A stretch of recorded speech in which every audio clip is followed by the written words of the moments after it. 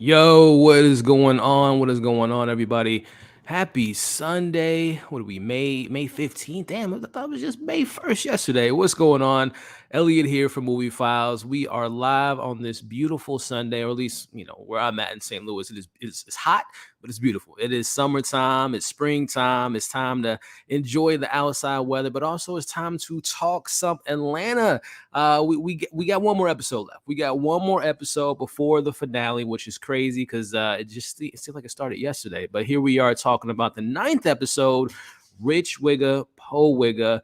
A very, very interesting episode with a lot to break down and discuss. And I'm very excited to be here with you all to do so. Take any live questions, talk about the series so far because it has been, I don't want to say divisive, but it has been a season that hasn't been as beloved as the first two seasons. I think we can all agree with that. Now, me, on the other hand, I think this is probably one of the most creative seasons that we've gotten so far of Atlanta, but we'll talk about that a little bit later. But hey, again, we are live discussing this ninth episode, discussing these moments of the episode. I'm going to bring a special guest in. He's going to be here in a little bit. Brandon from Just My Opinion Reviews, going to get his opinion on the episode about the season, and we're just going to have a good time. It's going to be a very fun time. And then again, one of the things I also want to kind of bring to the live stream is questions. Any questions you all have for myself or Brandon about not only the show, but just not only this episode, I should say, but also just the general themes and topics we've tackled so far in these 9 episodes. And then, of course, what you all hope to see in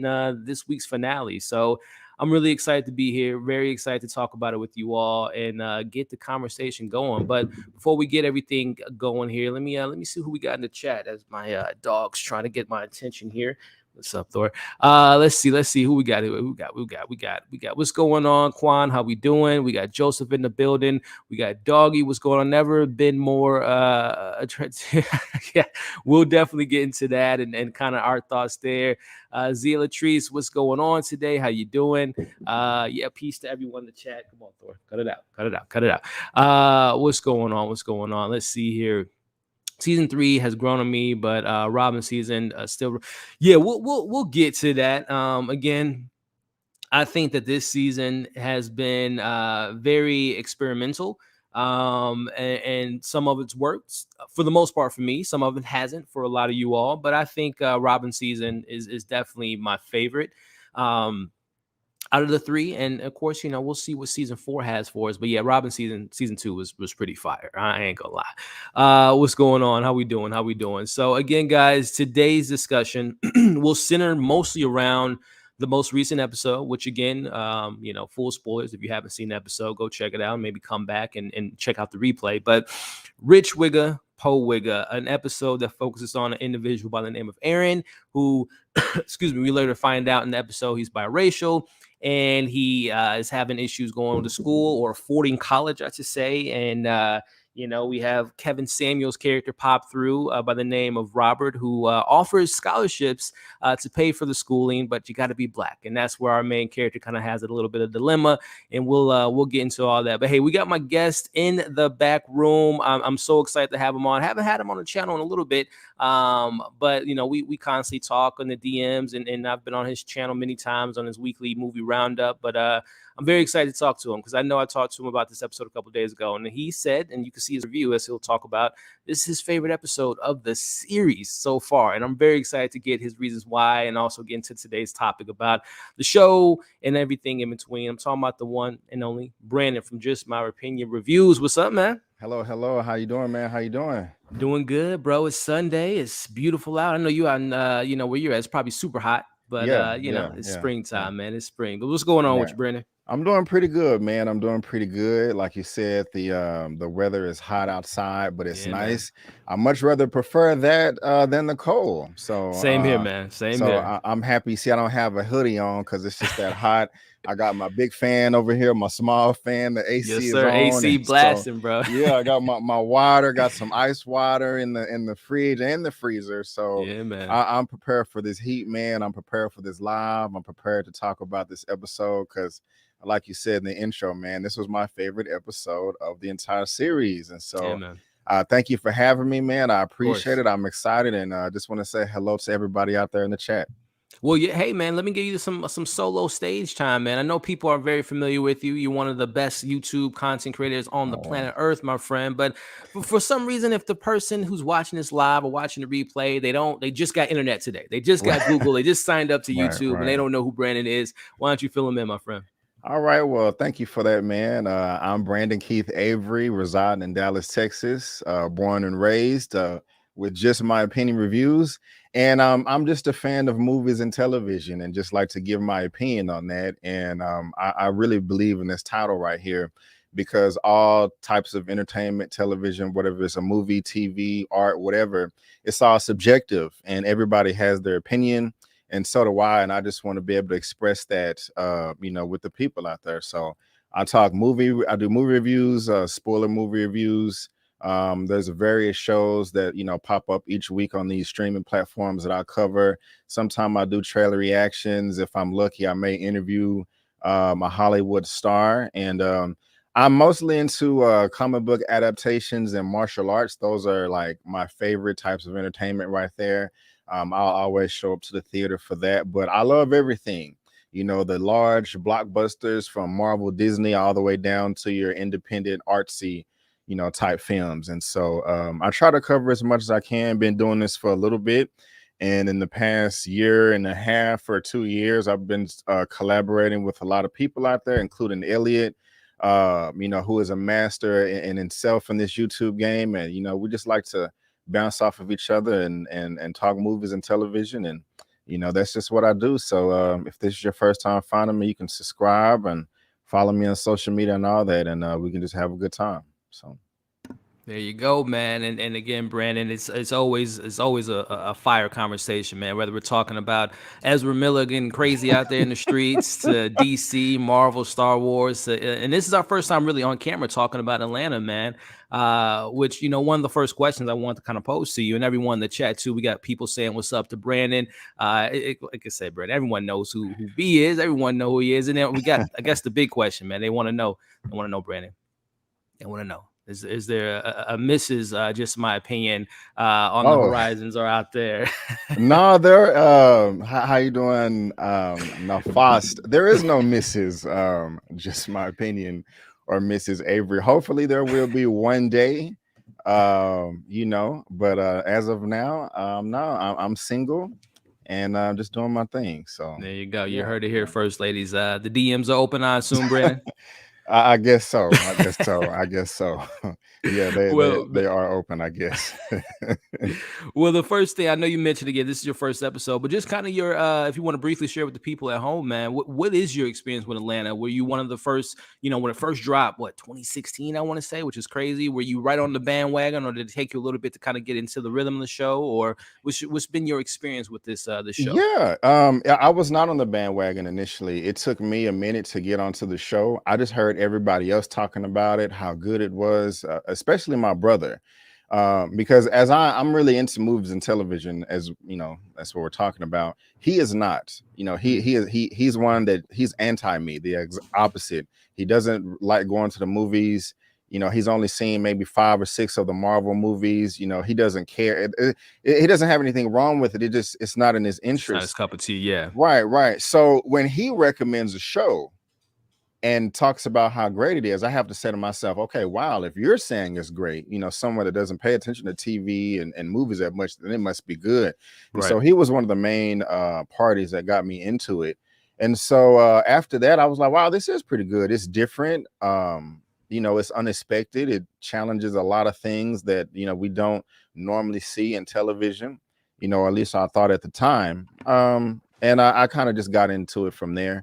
And I even was late during the second season. I didn't just hop on there like, oh, season 2 is back, hit the DVR, it wasn't like that. I was kind of just like, I'll get around to it. And I think I finished when it aired 4 years ago. I think I finished the whole full season 2. I think maybe except for like the past 2 episodes. So it was a slow crawl to walk for me for the most part.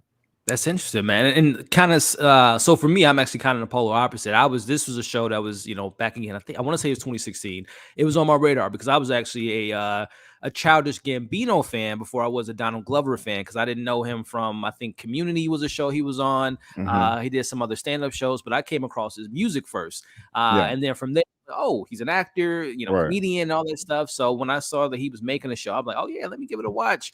And one of the first things I thought when I immediately kind of watched the first few episodes of season 1 was like, this is, and I think some people refer to it as like the black version of Seinfeld, which I never really got into Seinfeld. I've seen like a handful of episodes, but just kind of that weekly group of people, group of friends living their life in Atlanta and showing that side of Atlanta that we really don't see on TV. So immediately I was just kind of hooked, and it opened the door to Zazie Beetz for me, Brian Tyree Henry, Lakeith Stanfield. That was my first time being really exposed to them. So ever since that first season, man, I've been a fan of all their, projects.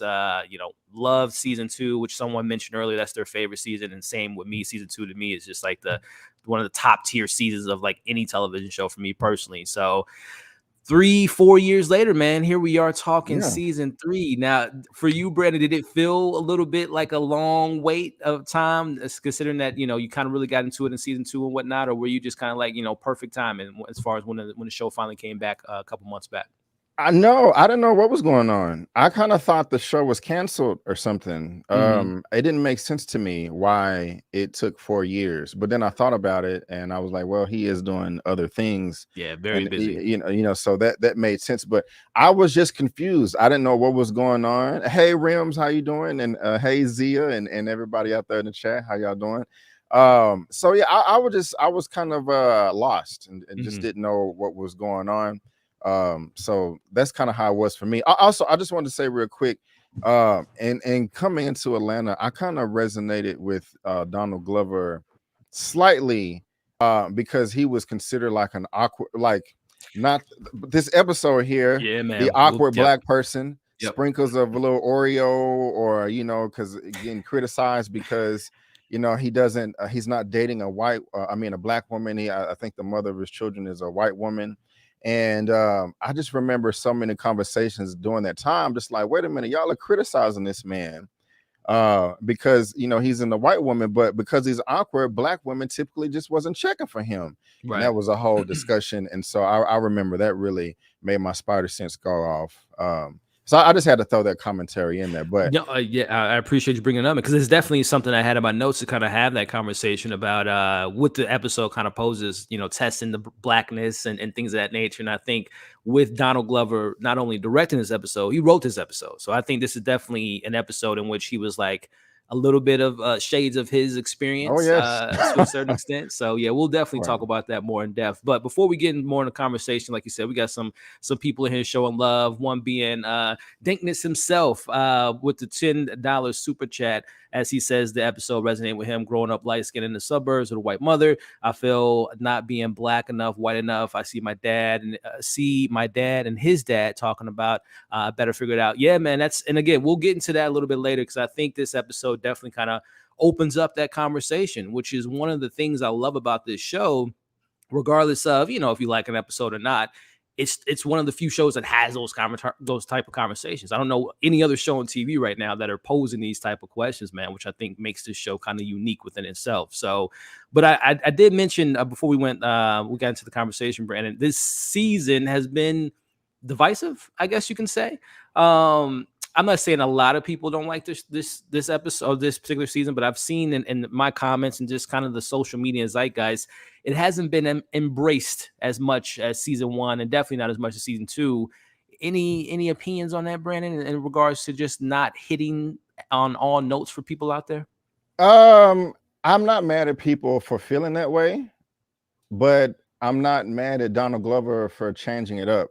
Yeah. Me personally, I'm on the fence, because I've been kind of out there just saying to myself, like, okay, I enjoy these characters, and but just sometimes this is just a little bit random. Yeah. I'm hoping that it all comes circling around. I think I heard you say this, and this would be perfect for all these random episodes. These are dreams that the character Ern is having, and if that's the case, this is brilliant. But at the same time, you know, you got to tailor those expectations. Yeah. The show, I mean, the show itself was different from the beginning, you know, in my opinion. I don't think we've ever got anything like that before. Yeah. And so that was cool. But yeah, like you said, this season, I don't want to say the tone is, it's just, it is different. It's different. Yeah. It is different. And, yeah. you know, if you can, you know, vibe with it, cool. If you can't, I understand. Yeah. You know, it's just not for everybody, I guess. So I don't know. And to tie it to this comment here in regards to resonating with this particular individual saying, you know, not feeling white enough or black enough or whatever the case may be, I think the episodes have kind of posed that where some things really do resonate with people and then other people can't necessarily relate to certain things. Like I think of, you know, episode 4, which is the big payback, which is reparations. And I'll just speak from my experience in the comment section. There were people that were very pro, yes, reparations needs to happen like tomorrow. And then some people like, oh no, that would just destroy the economy, this, that, and the third. So again, it does have that divisiveness just within the narrative in itself. So I think that this season definitely is the most challenging for people out there. But I love a challenging show. I love a show that poses those questions. But like you said, Brandon, doesn't work for everyone. But again, Dankness himself, thank you for the super chat. And we'll get into that topic a little bit later in regards to not being enough in whatever, you know, ethnicity group you're in, whatever your sexual preferences might be. We'll definitely get into that a little bit later. But again, appreciate the love and support. But man, we got 61 people watching, Brandon. And again, guys, we appreciate you tuning in on this beautiful Sunday. If you haven't already, give it a thumbs up, share the video, leave your thoughts in the comments. If you have any questions for myself, for Brandon, definitely leave them in the chat. We would, try to get to them as often as we can. And with that being said, Brandon, let's get into this episode, man. Wigga, po Wigga. And I said, when I was watching the episode, I immediately thought of 2 episodes of season 1. One was by the name of Ban, which had the black dude who thought he identified as a white man, very Chappelle showish. As well as they had other conversations in the episode, like Paperboy, his thoughts on hip hop culture in Atlanta, and this, that, and the third. And then also this episode reminded me a lot of Juneteenth, which was also the 9th episode of season 1, kind of having Earn meet this couple. Him and Van were trying to get in with the Joneses and be kind of a well-known family in the Atlanta area. But there was a white man who was married to a black woman, and he was posing all these different questions and kind of questioning Earn's blackness and all that different stuff. So there's a lot of kind of similarities within those 2 episodes and this one that I really appreciated. But I want to start off with your thoughts on this gentleman here, Brandon, by the name of Tyreek Withers. Now, he is a young actor who I'm just going to say I was impressed with him, Brandon. I thought that he did a pretty solid job. Like, he's carrying this episode. It's all on his shoulders. This is, to my to my experience, I think this is his first kind of like big break in Hollywood, if you want to call it that. But your thoughts on this young man, Tyreek Withers, who's a YouTuber / TikToker and now part of the Atlanta family. I think he did a phenomenal job, man. He knocked this out the park. Like you said, he's carrying this episode on his shoulders. He did a fantastic job. I've never heard of him before. You're just now telling me he's a YouTuber and on TikTok. I definitely will be looking him up. But I mean, there was so much to his character. I know they exist, but me personally, I have never met a biracial person, and I believe he is biracial in real life, correct? Yeah, I looking at his YouTube and then also on his Twitter account, like this is his banner poster. I don't know if that's his grandmother, mom, whatever the case may be, but I believe, he is biracial, which I think kind of fits into one of the reasons they probably casted him. He had the acting down, man, and all the mannerisms. I can tell that this was him, him just being himself, and it wasn't a performance. And so for them to make this casting, I just think it's stellar. I definitely will be looking him up. And as far as this character is concerned, I know that, like I was about to say, I know they exist, but I've never met a biracial person that identified more with their white side than black side. I know, like I said, I know that it exists, especially back in slavery. And, there was a Netflix movie that came out last year called Passing that talked about that as well, that I did not see. But very interesting character, man. Yeah, there you go, right there. I need to check it out. You know, a It's number really, one of it's a really good movie. I think it was Rebecca Hall, who's actually, I didn't even know she was. I don't know if you know, she's biracial. Her mom is a black, if I'm not mistaken. Her Oh, dad's okay. one or the other. But yeah, go ahead, Brett. Okay, but no, you're good. But yeah, man, a great performance, man. But it turned my stomach just a bit because the dude has a black daddy. Not only does he have, I mean, not only is his dad's black, but he lives with his dad. Yeah. So what kind of relationship do they have? Yep. And I didn't really think about that until today. I didn't mention it in my recap that we released on Thursday, but I'm just like, what conversations have they had? Well, we don't know how long. I mean, he could have lived with his mom, you know, up until he was in junior high or something, and then moved with his dad, you know, just a few years ago. We don't know. Right. Yep. But you know, I'm just assuming that he's been with his dad for majority of the duration of time. So I'm just like, what kind of conversations are you having? You know, like why is the dad not, checking him? Well, he did a little bit about the Lenox Mall shooting. Like, how can you say that? You know, he kind of just let it, water down his back. But anyway, you asked me about the character and the Tyreek. Great job, man. He's definitely on my radar now, and I'm gonna pay a ton of attention to him. Yeah, no, same. And again, too, Brandon, this conversation can go left, right, up, down, man. Wherever it goes, we'll just kind of go that path, man. So, I mean, we'll get back to that conversation as far as his dad, because same thing came to me. I was like, so I'm very intrigued. Like, was his mom ever involved in his life? Obviously, 30-minute episodes, you can only give us so much context, and the meat of the potatoes of it wasn't necessarily, I guess, like their relationship. But I would have loved to have explored more about his dad. Like, is his dad, is his dad considered not to be black enough for having a kid with a white woman or whatever the case may be? Did the mom have so many things, controversial happen in her life that she didn't want to be involved in Aaron's life? So all those questions definitely kind of posed and came up to my head, but we didn't get those answers. Right, which, right. I would love Atlanta. Like, I've never owned like a Blu-ray collection of like Atlanta season 1 or 2 and 3, or when 3 comes out. But I wonder if there are like commentary tracks, if they like dive deeper into the episodes and Donald Glover explains certain directional choices or writing choices. So I love those type of behind the scenes stories, because I always just want to know. And just real quick, I know someone personally, a young lady who is biracial. She grew up with her dad is black. She grew up with her dad. She says she met her white side of the family when she was 15 years old.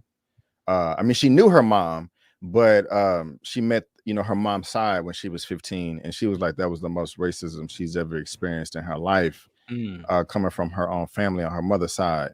And so I don't know. I thought about that when I saw this too, and it's just crazy how minds develop, I guess, when this type of thing takes place. I agree. And Tony brings up a question here. As far as Regina Jones is a primary example of a biracial person identifying with their so-called white side, which, I mean, to each his own. I don't really follow her too much. I know her from like The Office and a couple other shows that she's been on, Parks and Rec. But her dad is Quincy Jones, right? If I'm not mistaken. So I'm really not too sure about her, what side she more identifies with, but appreciate the comment there. But getting into meeting this young man, Aaron, right off the bat, we get a sense of kind of where he resonates in his whiteness. He's a baseball player, and nothing's wrong. Again, you being black or white, Puerto Rican, Asian, you can play any sport you want to. But traditionally speaking, or stereotypically speaking, baseball, white kids tend to gravitate towards that type of sport. He's a Post Malone fan. He's a Logan Paul fan. And then we get the photo of him and his friends, all white friends. And immediately, Brandon, this is where I'm like, this young man's doing a good job, but I wasn't a fan of this character right off the bat, because we see him gets a text from his girlfriend, Kate, talking about, I made it into school. And then immediately he goes to the particular mechanism when he's upset, where he calls the black kids online on the other side of the video game. He calls them N-words with an A, or I'm sorry, ER, very ER, and then calls them, go, and stereotypically says, go look for your dads. and then proceeds to call them monkeys. So right off the bat, I'm like, I'm happy to know that he's biracial, because that, there's very triggering stuff going on within the first few minutes that, like I said, it took him. He's irredeemable. Like, that's another thing about this episode. He's not a character you're necessarily rooting for, which is a very interesting perspective to follow a narrative to someone that's kind of despicable in a certain extent. But your thoughts on this intro, man, and meeting Aaron and him going to those levels of just being disgusting. Yeah, man. It's ridiculous. And I didn't like him from jump, just looking at his face right here, it just seemed like he had a stick up his ass, and for him to say that, I'm just like, bro, you're talking about your dad. Like, that's, it really bothered me. Same here, man. Yeah, it really bothered me. I didn't know what we was getting, and like you said, he is not redeemable at all. But it just goes to show, like, just his attitude, like, just him as a person as well. He's just I don't know. He's a sore loser, even though he won. If something just doesn't go his way, he's gonna throw a temper tantrum and doesn't know how to control himself. I've never gotten that upset over a video game before. Right. Over anything to where I'm just calling somebody out their name. I can't remember. Maybe I'm wrong. But yeah, F him. He's ridiculous. So I've had my fair share of getting heated, more so playing like next to someone. Like Madden back in the day was the game that used to get heated with my friends, or 2K, but I never go that low, right? Calling them out their name or saying, go find your dads. Now, to be fair, there were some jabs we would take at, personalities or what they're wearing or their girls or whatever the case may be, but never like going to that level, which again kind of speaks to his psychological. His first thing he went to was calling them N-words with the ER, and then going just straight to the stereotypical, go find your dads, which again just kind of speaks to what he believes as far as the stereotypes, as far as these other people online probably don't have dads and they're monkeys and this, that, and the other. So it speaks highly to his characteristics. But nuts is definitely a great way to describe it. But going back to the conversation we had earlier with the dad, now again we can get into it, man. As far as like the conversation that he has, there's mentioned on the radio that an African American, a black kid, 15 years old, died at Lenox Mall. The cops thought that he had a gun on him, and immediately again Aaron showing us his true colors, if you want to call it that. Well, he probably didn't listen to the cops, kind of making excuses for why he ended up getting killed. Which again, as you mentioned, his dad checks him, but not to the full extent that I think his dad should have really leaned into.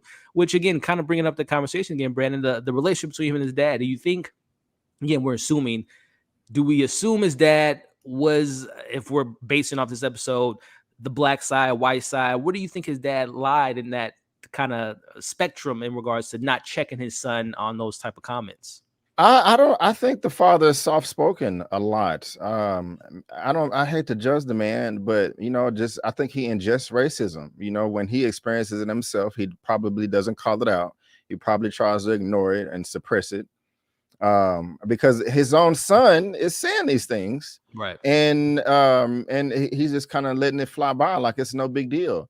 For him to be riding in the car with his dad to school, but still feel that way about black people. You feel that way about your own daddy? That's just bizarre to me, calling them niggas, but the next morning, you're riding to school with your dad. So, but with his dad, man, I think he just ingests racism,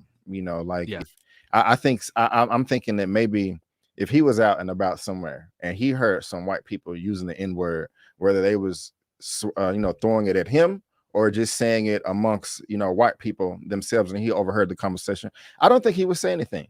I think he would possibly put his head down and be like, it would bother him. I'm not saying that he would like, act like that. It will probably bother him, but I don't think he would. I don't think he has enough energy to be like, hey man, you don't need to be talking that way. Like, what the hell? Do you not see me here? Yada yada yada. So no, I agree, man. And again, this is why I do wish every episode was a slightly extended, 40-minute, maybe to an hour episode. But again, because I would have loved to have not necessarily explored Aaron's dad to the full extent and overpowering the narrative they were trying to tell. But I was just so curious on just kind of the non-checking of his son, and also just not, getting more in depth on just raising his son to be just a decent human being in the sense of how he was acting online. And I got a sense too, and we'll talk about it a little bit later when he's having a conversation with Kate and his other friends. I don't think his friends knew he was black. Like, I don't think his friends knew he was biracial. I don't think his friends ever seen his dad, because someone even brought it up in my comments that they thought that since he's driving him to school, and he missed the bus, that might be a rare thing. Like, he never wants to miss the bus because obviously his dad has taken him to school. So I don't think that was something that his friends knew about. Was you thinking the same, Brandon, in regards to them not knowing he was biracial? Not initially, not the first, go around. But after checking all the comments and looking at everyone's commentary, I was like, wow, they did come to light to me. I don't think that they did know, which is crazy. He must have some serious self-hate or something, man. Someone mentioned it. Yeah, if he doesn't want to, if you can't tell your friends, man, that's. I don't know. Biracial people, I'm not in your shoes. Let me know how you're feeling, because I'm curious. But he. I don't think they know. I don't think they knew either. I agree, man. And getting back into kind of their dynamic in their relationship, where I would say Aaron dad kind of channeled a little bit of his stereotypical black side when he brings up about the whole fast food thing. Like, and no offense to anyone, like, education to me is like a very important thing. But the way educational system handles like finances and loans and just the debt side of it all is just a whole nother conversation itself. So I don't blame Aaron's dad to being like, listen, son, if you want it, go out and get it. I ain't co-signing to put my name in debt for the next 20 plus years. But he tells him, no, I'm not co-signing your school. But what I will do, though, is me and your auntie will be we'll be taking you to the Golden Corral, which I haven't been there in a minute, Brandon. Have you ever been to a Golden Corral, man? Are you a fan of the fountain, the chocolate fountain? And I have been to a Golden Corral a few times in my life. It's been a while, man. Been a minute for me too, man. It's been at least probably 15 years, maybe. Same, yeah. But I did used to hit up the Golden Corral and splurge. I just said that, I was going for thirds and fourths. Oh yeah, man. Plates on plates. You try to get fancy with it. You're like, I'm gonna do like Chinese dish here. I'm gonna mix it over with some barbecue here and try to get fancy with it. No shame at all. You gotta get the chocolates, go over to the fountain and just, you come out with diabetes. So it's one of those places, man. But I did enjoy that comment from his dad there. But let's get into them going to, and both of us referred to it again, guys. We got 85 people watching live. We appreciate you tuning in. The thumbs up goes a long way. Leaving your comments in the comments, whether you're watching it live on the replay. Check out Brandon. His link is in the bio. But we brought this up in both of our reviews, Brandon. The Stonewall Jackson reference, which is, as you brought up and mentioned in my review, that this is someone that was a commander in the Civil War. He was a Confederate Army. So I thought that name reference was interesting. But then both of us also mentioned that Robert E. Lee was the general, the leader of that, and it's very interesting tying that to Kevin Samuels a little bit later that we'll talk about. Robert S. Lee. So I don't know. Do you feel like there was some correlation there with that name? Yeah. When the first time I caught it, I didn't catch it when they said his name, Robert Shaley. It was when Felix showed up later with the flamethrowers, and I saw it on the thing. I was like, wait a minute. Are they trying to, tie this in? And that's just how I came up with it. But I think that was very on purpose. I agree. I think everything's very intentional in the show. Right. So I did like that. So, which, speaking of living to do, Elliot, what is the significance of the 8 picture of I don't know if this do you have any thoughts on that, Brandon? The 8 picture in his room, was it? I don't remember a 8 picture. The thing is, I played the episode again right before we hopped on, and I was actually looking around his room trying to find some stuff. He was an athlete, had some medals, but I don't remember an 8 picture. I probably can try to pull it up real quick. There was one. I don't think that's by that Logan Paul. I think that's just like a movie poster, and you got the girl on the wall. See, I'm not sure what that might have been referred to or what in the windows they might have been alluding to. But again, if there's anyone in the chat that caught any other references in the background or any deeper meanings you all took away, definitely share those in the comments. But we transition over to them going into the school, and also too, this was just like a fun little Easter egg to me. I found it funny when he was dropping off his son. It was very Spider-Man Into the Spider-Verse, and I did a whole like thing of I why I saw, kind of yeah, I put that like in, that. I and I like might have been that. completely off in my Nah, connections there. But someone uh-uh. did let me know, and I didn't even notice, even being a Spider-Man fan and a Miles Morales fan, that Miles Morales was not heavily based on Donald Glover, but there was some influences from the creators of creating Miles Morales, because Donald Glover was a huge Spider-Man fan, wanted to play him at one point in his career. So I guess there Yeah. might be some connective tissues there I with think you Aaron hit that and on the all that. head, Yeah. sir. Great job, Elliot, for pointing that out. And I said You in my nailed that review, if one. Donald Glover, if you're watching this, man, go ahead and confirm it. Let us know if Yeah. that was your Spider-Man Easter egg in the universe of Atlanta here. But Yes. we cut to seeing Aaron meet his girlfriend, and again, he's the oddball out. He's kind of seeing his white friends celebrating, which I found it funny that Kate said that she got a scholarship to go to school, but later on, she's like saying that all black people, all they Right. rely on is scholarships, which is this hypocrisy in her Wow. conversations Yeah. there, which was funny. But we get into the big moment here, which they get called into the auditorium. The principal's like, oh, I met a gentleman at an outing. He's an alumni here, and he wants to make a change. And this is where we get introduced to Robert S. Lee, played by Kevin Samuels. And just to take a beat on Kevin Samuels, now I said in my review, I've known of Kevin Samuels, but I never personally watched YouTube video and Instagram thing that he does, his lives, or listen to a podcast. But it seemed like, Brandon, from your end, you say you're familiar with him. You're a lot more familiar with him than I Yeah. am. Yeah. Just your thoughts. We'll talk about him briefly. Obviously, rest in peace. Thoughts and prayers go out to his family. But what did you think about his performance? You know, he only had 3 or 4 scenes, but what did you think about Mr. Kevin Samuels and his role in this episode? I was surprised that he did so well. The only part of bad acting in the episode to me was towards the end when he got out his car. I was like, "Oh, you burned down my school?" That was the only line of dialogue I thought was cringy. But before that, I'm like, yeah, right here in his debut, I was like, "Oh, he's been doing this for quite some time." So then I was surprised when I only saw one credit on his filmography. I'm like, "Oh, okay." I just did not know he was an actor.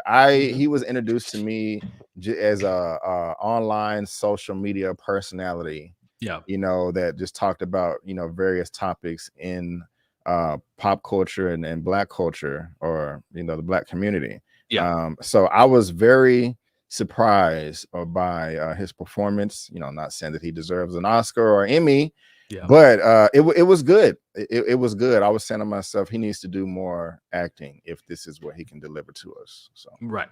Which, to the unfortunate point, just to kind of segue, not to get too dark, but he did, unfortunately, we found out last week that he did pass away. R.I.P. man. Yeah. Yep. RMP. And just to correct for those that watched my review, I did say, and it was misspoken. I said that, I was jokingly saying there was some controversy that a woman was involved, a black woman was involved, if there was any, foul play. But, a lot of people corrected me in the comments that it wasn't a Latino or not a black woman, to say the least, that was involved with his death. So, but just a little side note, Brandon, I guess just your personal, from what you gather from Kevin Samuels, because I know, like you said, there's a lot of people that do love the conversations he brings to the table, with whether it's your health, your finances, navigating through what it's like to be a black man in America. But I know the other side of the conversation, and some people feel like he was very disrespectful and to the black community in regards to black women in the community.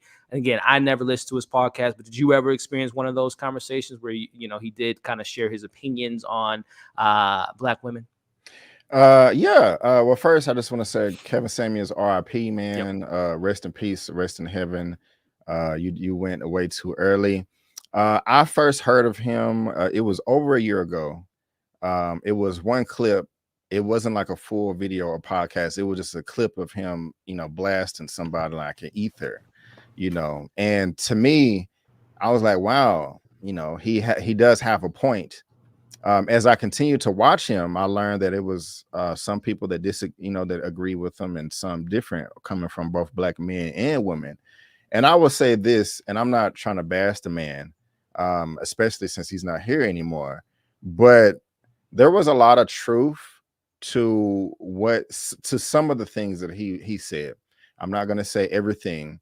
However, and his delivery was very brutally honest. He could have turned it down, and in my opinion, and I'm not saying that I'm right about this, it's just my opinion, he's hurt and broken himself. as we all are. He still there's some things that he hasn't healed in his personal life that was really obvious to me.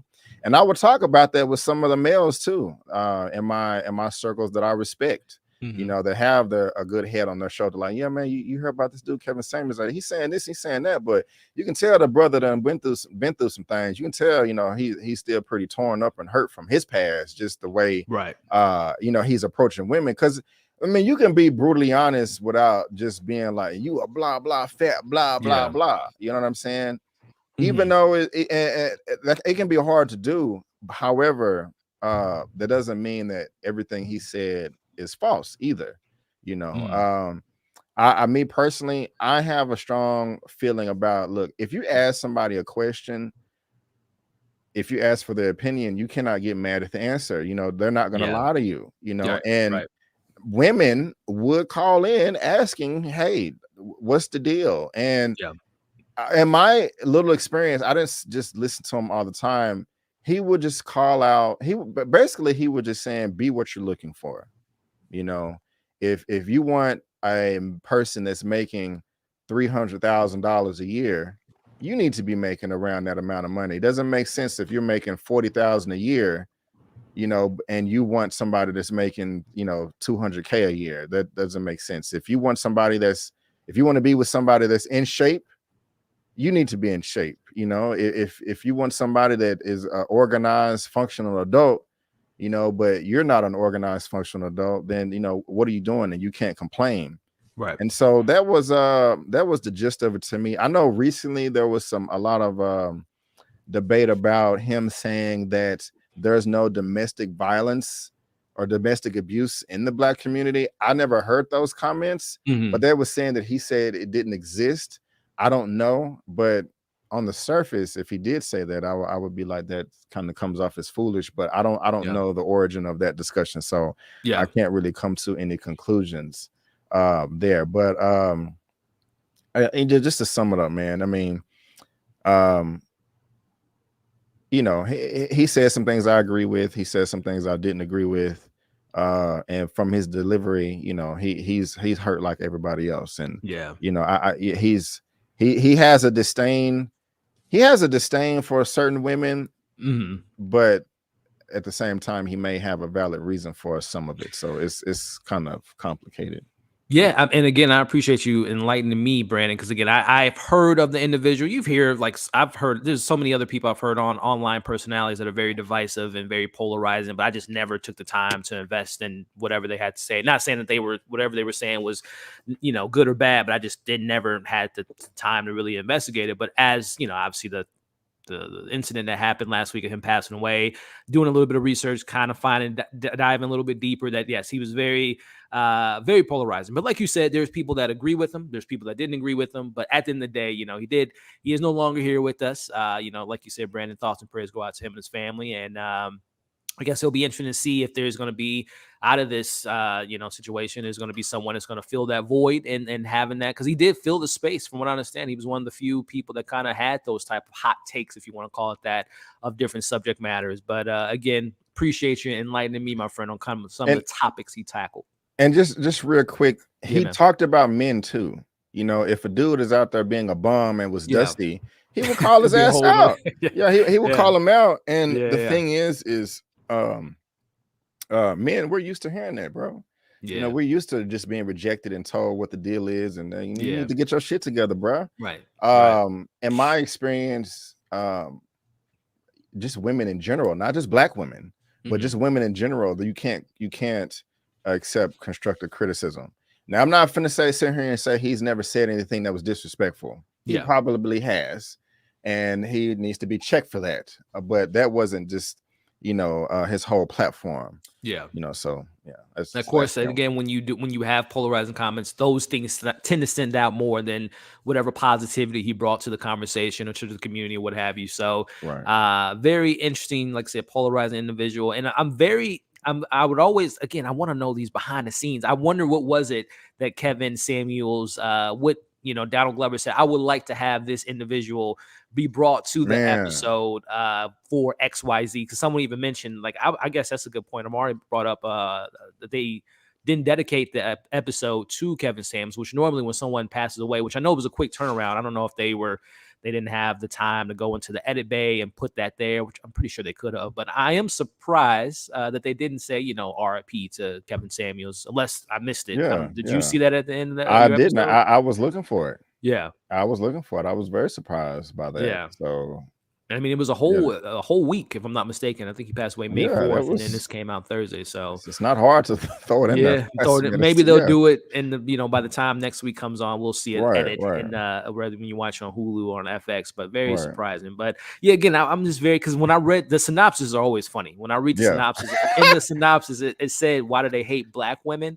And I thought that was going to be the angle with Kevin Samuels in this episode, which it wasn't. But I assumed that was why do they hate black women was the whole conversation with Aaron's character not dating a black woman, maybe with him being biracial. I don't know. It could be. I have no idea why they put that.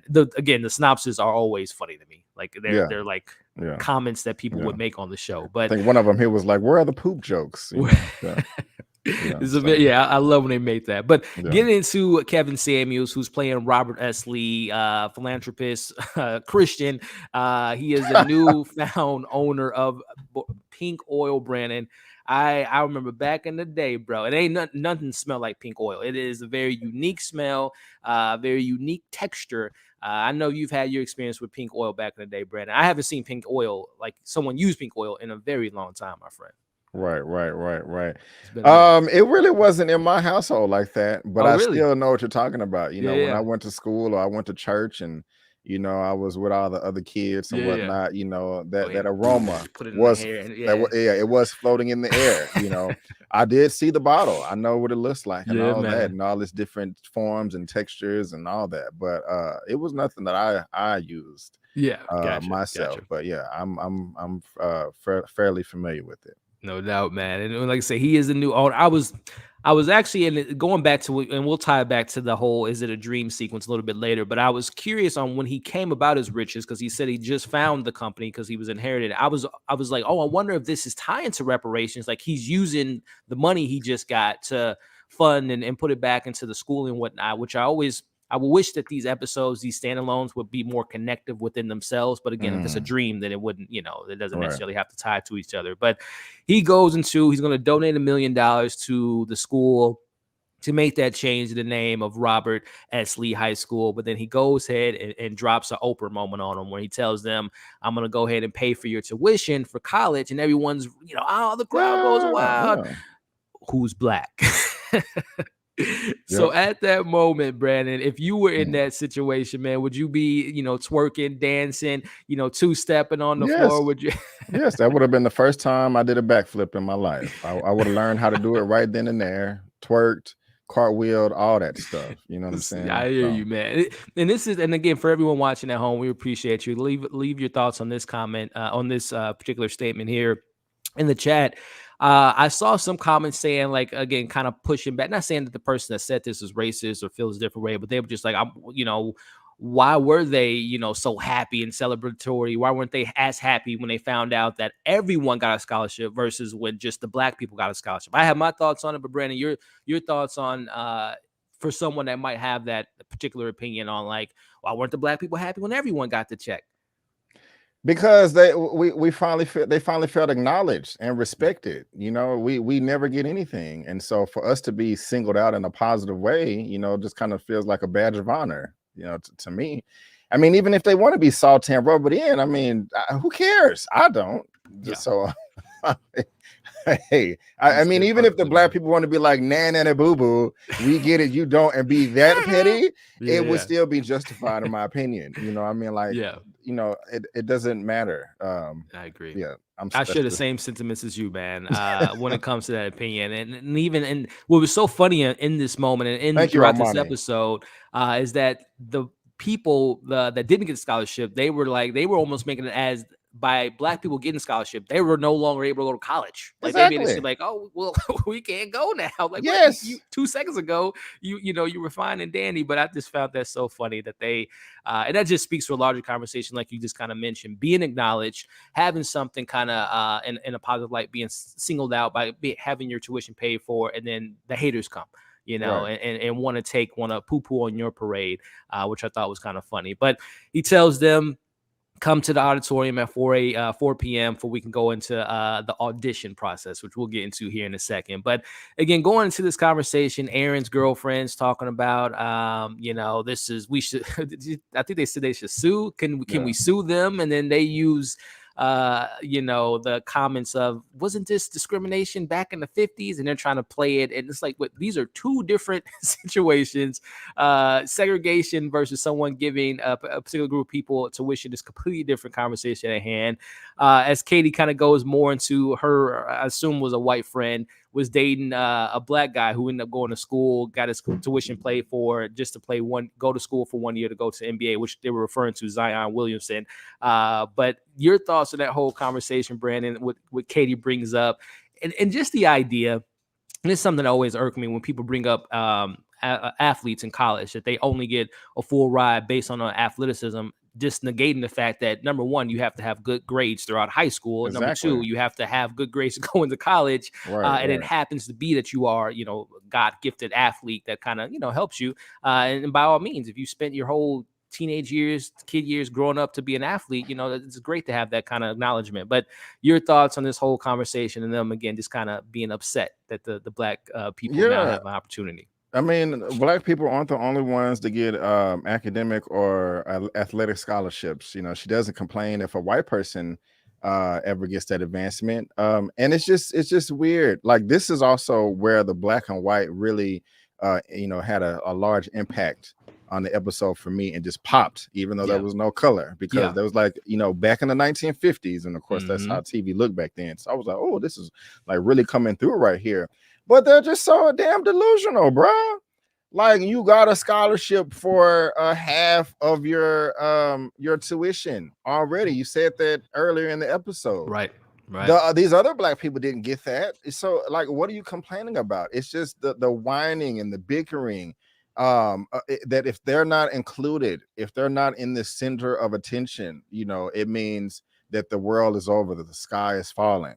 What do they say? To them, equality is oppression. Yeah. It's insane. It's just insane. But I love that he showed black people being petty and literally dancing on the roof or on top of that. That was yes, just all that, man. That was fascinating. I love that. I loved it too, man. It is very funny. Again, I love that the show, to me, does a good job of balancing serious topics, but also throwing in the comedy, the kind of the satire nature of what's kind of going on. And yes, there would be a large group of people celebrating, dancing, wilding out, as they should be, to get some great news like that. But time for the audition, Brandon. In this moment here, man, we got people singing, songs, crip walking, playing basketball, braiding their hair, brushing their hair, wave checking. Yeah.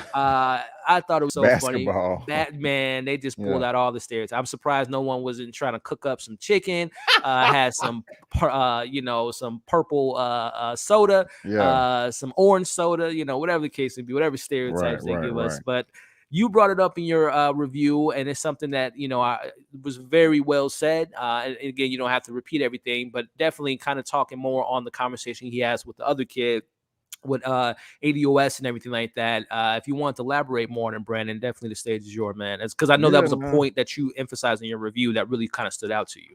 Yeah, man. Well, first, just everybody practicing the audition, man. Everybody want to be black until it's time to be black. Taking the culture, man. That's insane. They love the culture. They love black culture, but hate black people. And that just does to show that everybody's always watching black people. They always are watching everything we do with a fine-tooth comb, with a magnifying glass, all that, and so black people, what does that say? Like, just look at that a different way. But it was funny just seeing all of them hop up on the bandwagon. And I love this episode right here because and this particular scene is, in my opinion, we should not look at celebrities unless they are experts in these various fields for our leadership per se, when it comes to living our lives through all areas of activity, whether it's economics, politics, jobs, defense, whatever. But unless they know what they're talking about. But I do love when a celebrity uses their platform to promote important social life issues. And I think that Donald Glover has not only done that in this episode, he's done that throughout this whole show. Yeah. It's a sidebar. Ice Cube did that as well last year with the contract for Black America. Now, I will admit, initially, his first draft was not the best. And I don't want to poop on the man and just say it was crap, because I respect him for at least trying, but he did his due diligence, he did his research, he did his homework, and actually found experts in various fields and was like, okay, I know the first draft was not what it needed to be, but I've talked to this lawyer, these historians, these economists, these groups of people over here, and I'll put it together and let's promote this. That's what's up. I think that celebrities, well, I don't want to say I don't want to tell anybody how to live. I appreciate when celebrities do that. And so Ice Cube did it, and I feel that Donald Glover is doing that too in his own creative way by putting in this show. And it doesn't feel it's shoehorned and forced, but it's organic at the same time. Because doing this scene right here, it just, like, my spidey sense was going crazy, because I engage in these conversations myself dang near on a daily basis, whether that's on my channel or in my personal life, because I do try to separate the two. I mean, these exact conversations. And so it just tells me that, man, I really respect Donald Glover for this, that he is at the very least listening and paying attention. He is not just wilding out on his fortune and fame. And if you want to do that, hey, I'm not mad at you. I mean, live your life, whatever. But he's like, he has his ear to the ground and he's paying attention to all these conversations. And he came up with a very creative way to talk about Black culture, to talk about ADOS, to talk about Black immigrants. And I think that he conflated ideas on purpose just to get the conversation going, like we're doing right now, because this is the first live I think you've had of this show on Atlanta. I mean, you've done your recaps, but this one just had so many important points that we was like, man, we got to have a part 2. Yeah, man. You know what I'm saying? And I just think that's dope as hell. And like when he mentioned ADOS, I've been following the creators, the co-founders of ADOS since like 2000, at least 10 years. But then the ADOS thing popped off, I think around 2015, 16 or something like that. And I love it. What is ADOS? It stands for American Descendants of Slavery. Not slaves, but slavery. And there's a difference, because slavery, meaning as an institution that held up and built America. That's what its founding principles was on. And there would not be an America. There was no America until we got, look at me getting excited with my voice going up. Go for it, bro. But slavery as an institution, like there would not be an America if it wasn't for that institution of slavery that was in place. And me, myself, I am a descendant of those people that built America. And so it is a group. I don't want to say, no, it's not a group. It is lineage based.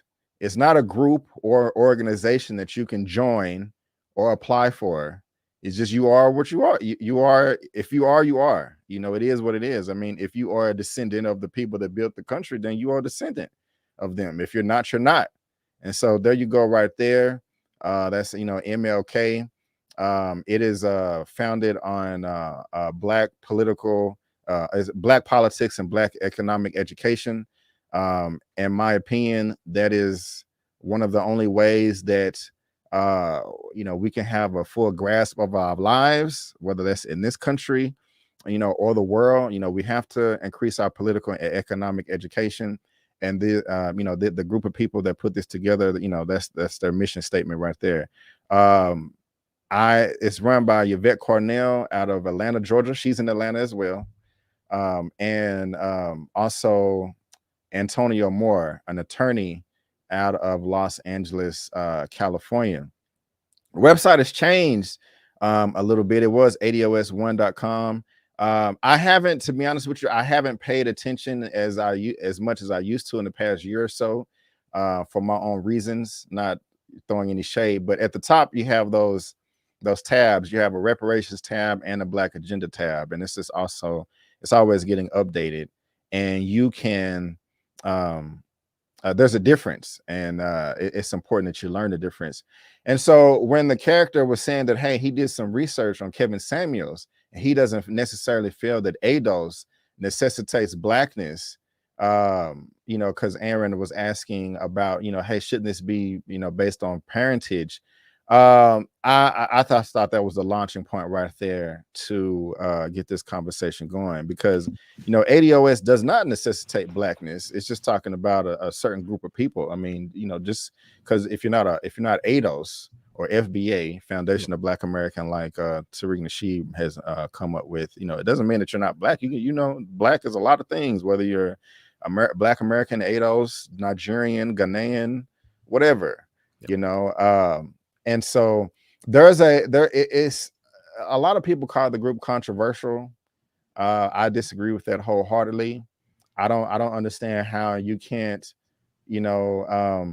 designate yourself who you are in your own country. I mean, we're not like all ADOS people are not like all other Black people globally, because we have to share a country. We don't, we're not like everybody else to where we have our own country. We're sharing our country with people that hate us, and we're a small minority. We're the major minority right now, but in 30 years we're going to be the minority. Yep. And we're just like, well, wait a minute, we're a special ADOS. They're saying, hey, we're a special, unique group. They're not saying that we're better than anybody. It's just like, we're special because of what I just said, and we built the country. And we need to, we need an apology for that. We need to be compensated for that, and we have it. And so that's I could keep going, but I don't want to make it a 2-hour live. But that's the gist of it right there. I hope I did okay explaining that. Hey, I'll speak for myself, Brandon. You did a phenomenal job, man. And like you had said in those comments, this is why I'm a big fan of this show.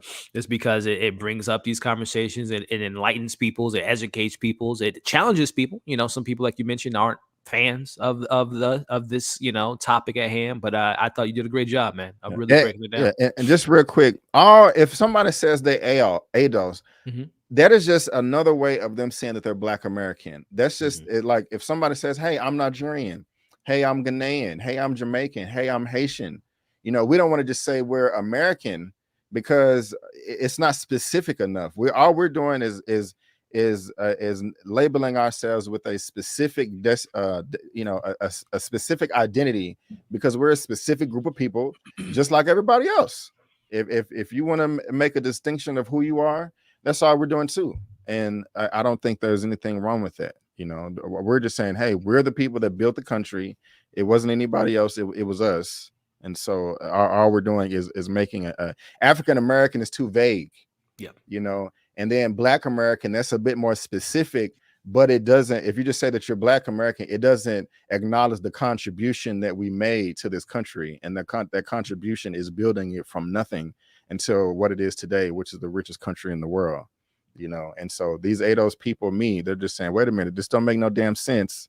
If we're at the very minimum of the 13% of the population, why do we only own 2.6% of the wealth? That doesn't really make sense, and we need to talk about fixing that. And so, in my opinion, that's what the group or the designation is about. Well said, my friend. Well said. And guys, if you want to hear more of deep conversations like this, conversations about blockbuster stuff, Marvel stuff, this is what Brandon covers on his channel. And again, his links are in the bio. And for all the 114 people we got watching live, definitely continue to like the video, share the video, leave your thoughts. This is why we're doing this live, to have this conversation, pros, cons, and everything in between. And Brandon got another one for us. I'm sorry, just real quick again. ADOS is not perfect either. Okay, it is a work in progress. Okay, if you want to have your criticisms, you can have your criticism. I have mine, but I respect the people for doing what they're doing. And if you have your criticisms, the people have emails, and you can have a call-in show to help out. If you don't want to help, keep your opinions to yourself. But if you be like, hey, I see you're doing this, I can assist in this way, and you have the data and the history and all the facts, help out, contribute. And so yeah, I just had to say that as well. Sorry. Well said, man. No, not keep it going, man. I appreciate you again throwing in that knowledge there, man. But the next moments here, Brandon, is we see Aaron, his black card, if you want to, he keeps tucked very, deep in his wallet, behind his Golden Corral It's coupons. fading away. It's definitely kind of fading away, man. It comes to question, and I got to say, my black card was actually a good question on my review, my friend, because as I was referring to the different situations I had, I said that it was Shay they were singing a Shay song, and boy, Brandon, on my comments, I've seen about 1,000 of them. Shay. You mean Shy? And I mean, listen, ladies and gentlemen, I made a mistake. I'm very aware of who the group is in the 90s. So I apologize. Please don't revoke my black card from my mistake there, ladies and gentlemen. But as we move on, the actual auditions, Brandon, now the questions at hand. From the what do you mix with Hennessy? What color are Wendy's napkins? To the I hit you up in your comment section, man. Back in the day with the pencil, more or less, I use my hands more so than my pencil and my pen. But every now and then, get the pen going, get my drum line, Nick Cannon going. But the beating on the table, man. And this is where, by the way, we get George Wallace, who I'm a big fan of his stand up. He's a legend in my eyes. I don't know, Brandon, do you know who the third guy was? I don't, man. I don't think they gave him a credit. I don't even see who that was in the comments. I feel bad. Yeah. But shout out to him. But yeah, George Wallace, man, he had me dying. And like when it 5 heartbeats break up. Will or Jada and Bobby and Whitney. I mean, I wish, Brandon, I wish that every episode had this, but particularly this one, that they had like at the end of the episode, like a blooper reel when they show us like all the stuff that George Wallace and Kevin Samuels and the third guy said, and the response from Aaron. I would have loved to have seen what other kind of stereotypical what makes you black type of conversations or questions they posed to him. Which, hey, Brett, do you think you would have passed that test, man? The questions they were asking, would you have passed the test? Hey, man, I think so, but some of them I had to think about myself. It was some more you was throwing out there. Is it the Holy Ghost or the Holy Spirit? Mama or mommy or something. I would have passed the first one, but hey, tell us what happened at the Lenox Mall. But I think I would have passed.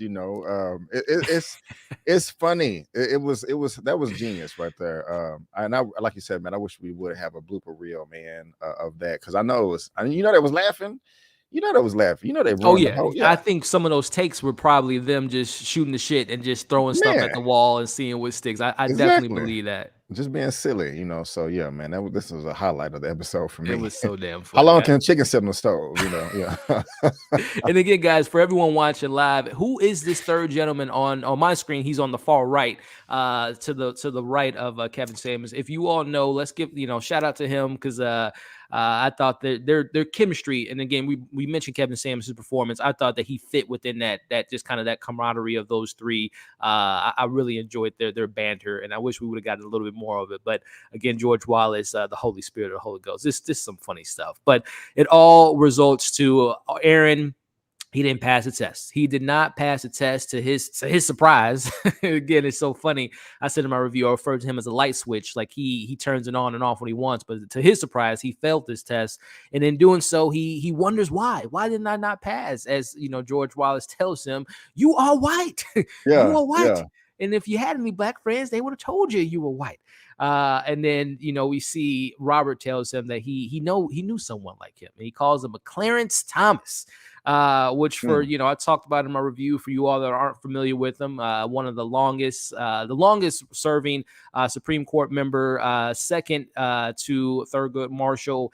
And again, everyone has their opinions on individuals, especially in the political side of the game. But, let's just say Clarence isn't a beloved person in the black community. Again, from not speaking to all people of the black community, but in some areas of the black community, he's not he's not a favorite. Not a favorite. Yes, he is lost in the sauce. Yes, he is a conservative. He might be in a sunken place. Yes, if you want to call it that. Yes. But your thoughts, Brandon, again, on not just this montage of jokes and everything, but just what were some of the biggest things that you took away from this scene, and especially Aaron failing this test?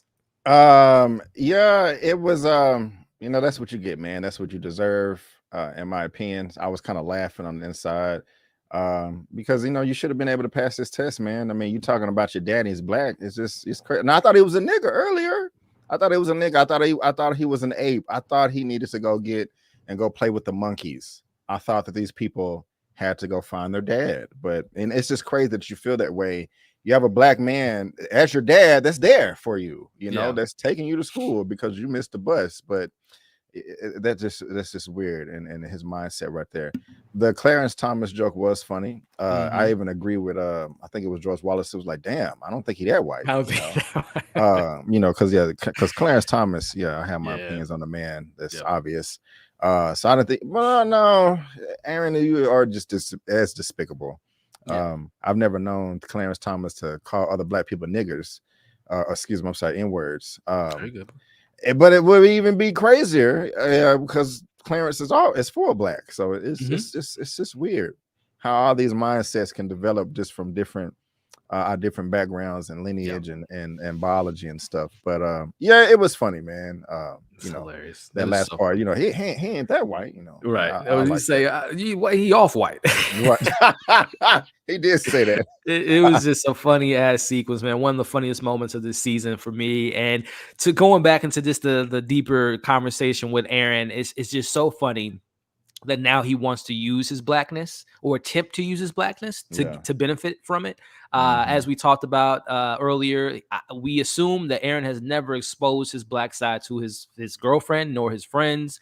And he was ashamed to, he kind of stumbled upon the audition, just kind of being like, oh, what's going on here, until he got called into the room and then, tried to sneak in. He tried to sneak in, try to get it, but they called him out, man. They called him out. So again, it's very, very interesting to see this character navigate through his blackness and having someone tell him, you ain't black. You are white. Right. Again, why? He was mad. He was like mad. Like, how dare you try to, perpetrate like this? You know what I'm saying? You imposter. So I like that. That was he checked him. I appreciate that. Checked him is a great word. And speaking of checking, we cut from that to seeing Aaron at his his whiteness, talking about Sue, because that's the first thing they the suing is something that has always come first to mind, and they can't do this and question this and that third. And his dad even gives him a little bit of, again, we feel like he should have been a little bit more affirmative and kind of checking this up. He's like, hey, now you know what it's like to be black, in regards to you think you deserve something, you don't get it. But again, Aaron's just wilding out at this point. And quick shout out to my guest on the screen now. I just saw this. Shout out to Brandon with the super chat.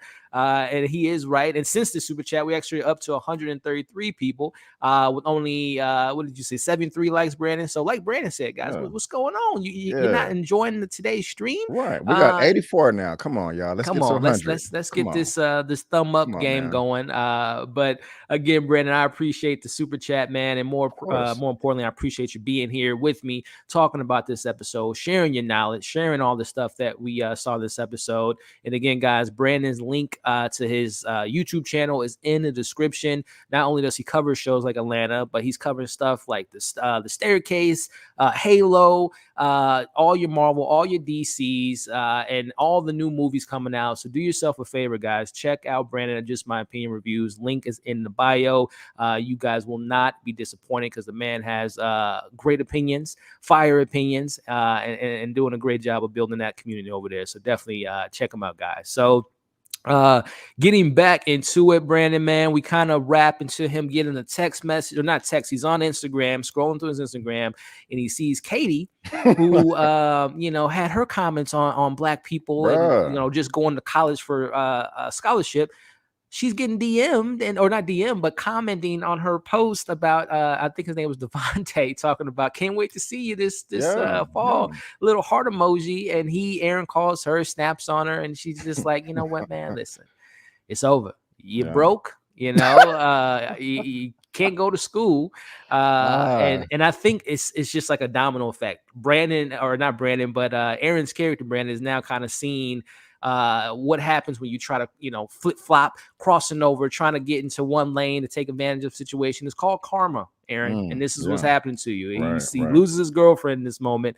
Your thoughts on not only the conversation he had with his dad in the kitchen, Brandon, but your thoughts on this heartbreak of Aaron losing his girl. Yeah, man, it was kind of bittersweet seeing his dad rub it in his face a little bit, like, now you see what it is to be black. I wish you would have did it more, but I'll take that.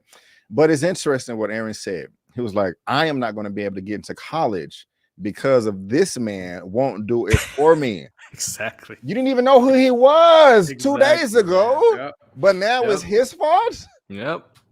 Wait a minute. Game. You know what I'm saying? I mean, I don't know. I'm on the fence as far as dad is concerned, but your daddy didn't want to fill out the paperwork. And I know somebody else brought up that a comment like, why didn't his dad fill out the FAFSA paperwork? He didn't want to. I mean, I'm on the fence with that as well. I know you spoke about it and your situation. I respect you for paying your way through college, Elliot. Oh, it was. Hey, listen, don't get twisted. It was community college, Brett. It wasn't. I wasn't paying. It doesn't matter. It doesn't. It was a nice. Hey, I ain't gonna stunt though. It cost a much, but it wasn't. Yeah, I wasn't paying like an Ivy League college. Yeah, hey, it's still commendable, my brother. It's still commendable because I was blessed with my parents helping me out a lot.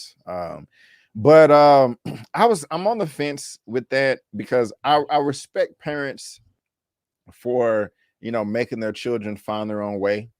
I do. I really think that can just really build up your character across the board and prepare you for the future because it's a roller coaster. But on the flip side, I also think that parents also try their best to provide for their children. And just the tone of voice that his father gave in the episode, I don't think that he even tried. I could be wrong. I don't want to make any assumptions, and I'm not trying to judge anybody out there. I mean, we all move around in this space through our own experiences. You know what I'm saying? And we're all cut from different cloths. So that's that. But yeah, Katie as well, flipping over to what was his name? Devontae, I think is that what's his name? I think she's ready for that pipe. She may have a fetish. She had these opinions for black people earlier, but she would not mind being up under Devontae.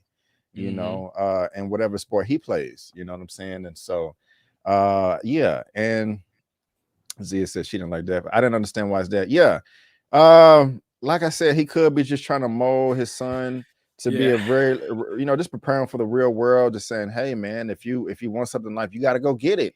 Yeah. I remember, I had those conversations before with black people and white people, like, kind of yelling at me in a positive, constructive way, like, Brandon, if you want something, you have to go get it. You have to take it. And I was like, wow. And a lot, if you think about it, I've heard that more from white people too, white males, than black people, to be honest with you. So that was an eye opener for me a number of years ago. Just like, I respect it, but at the same time, I'm like, y'all take too much. You take everything, you take, but we all know where that can go. So I feel I'm mixed with the dad thing. But Katie, she's ready to move on, man. She's ready to get that D.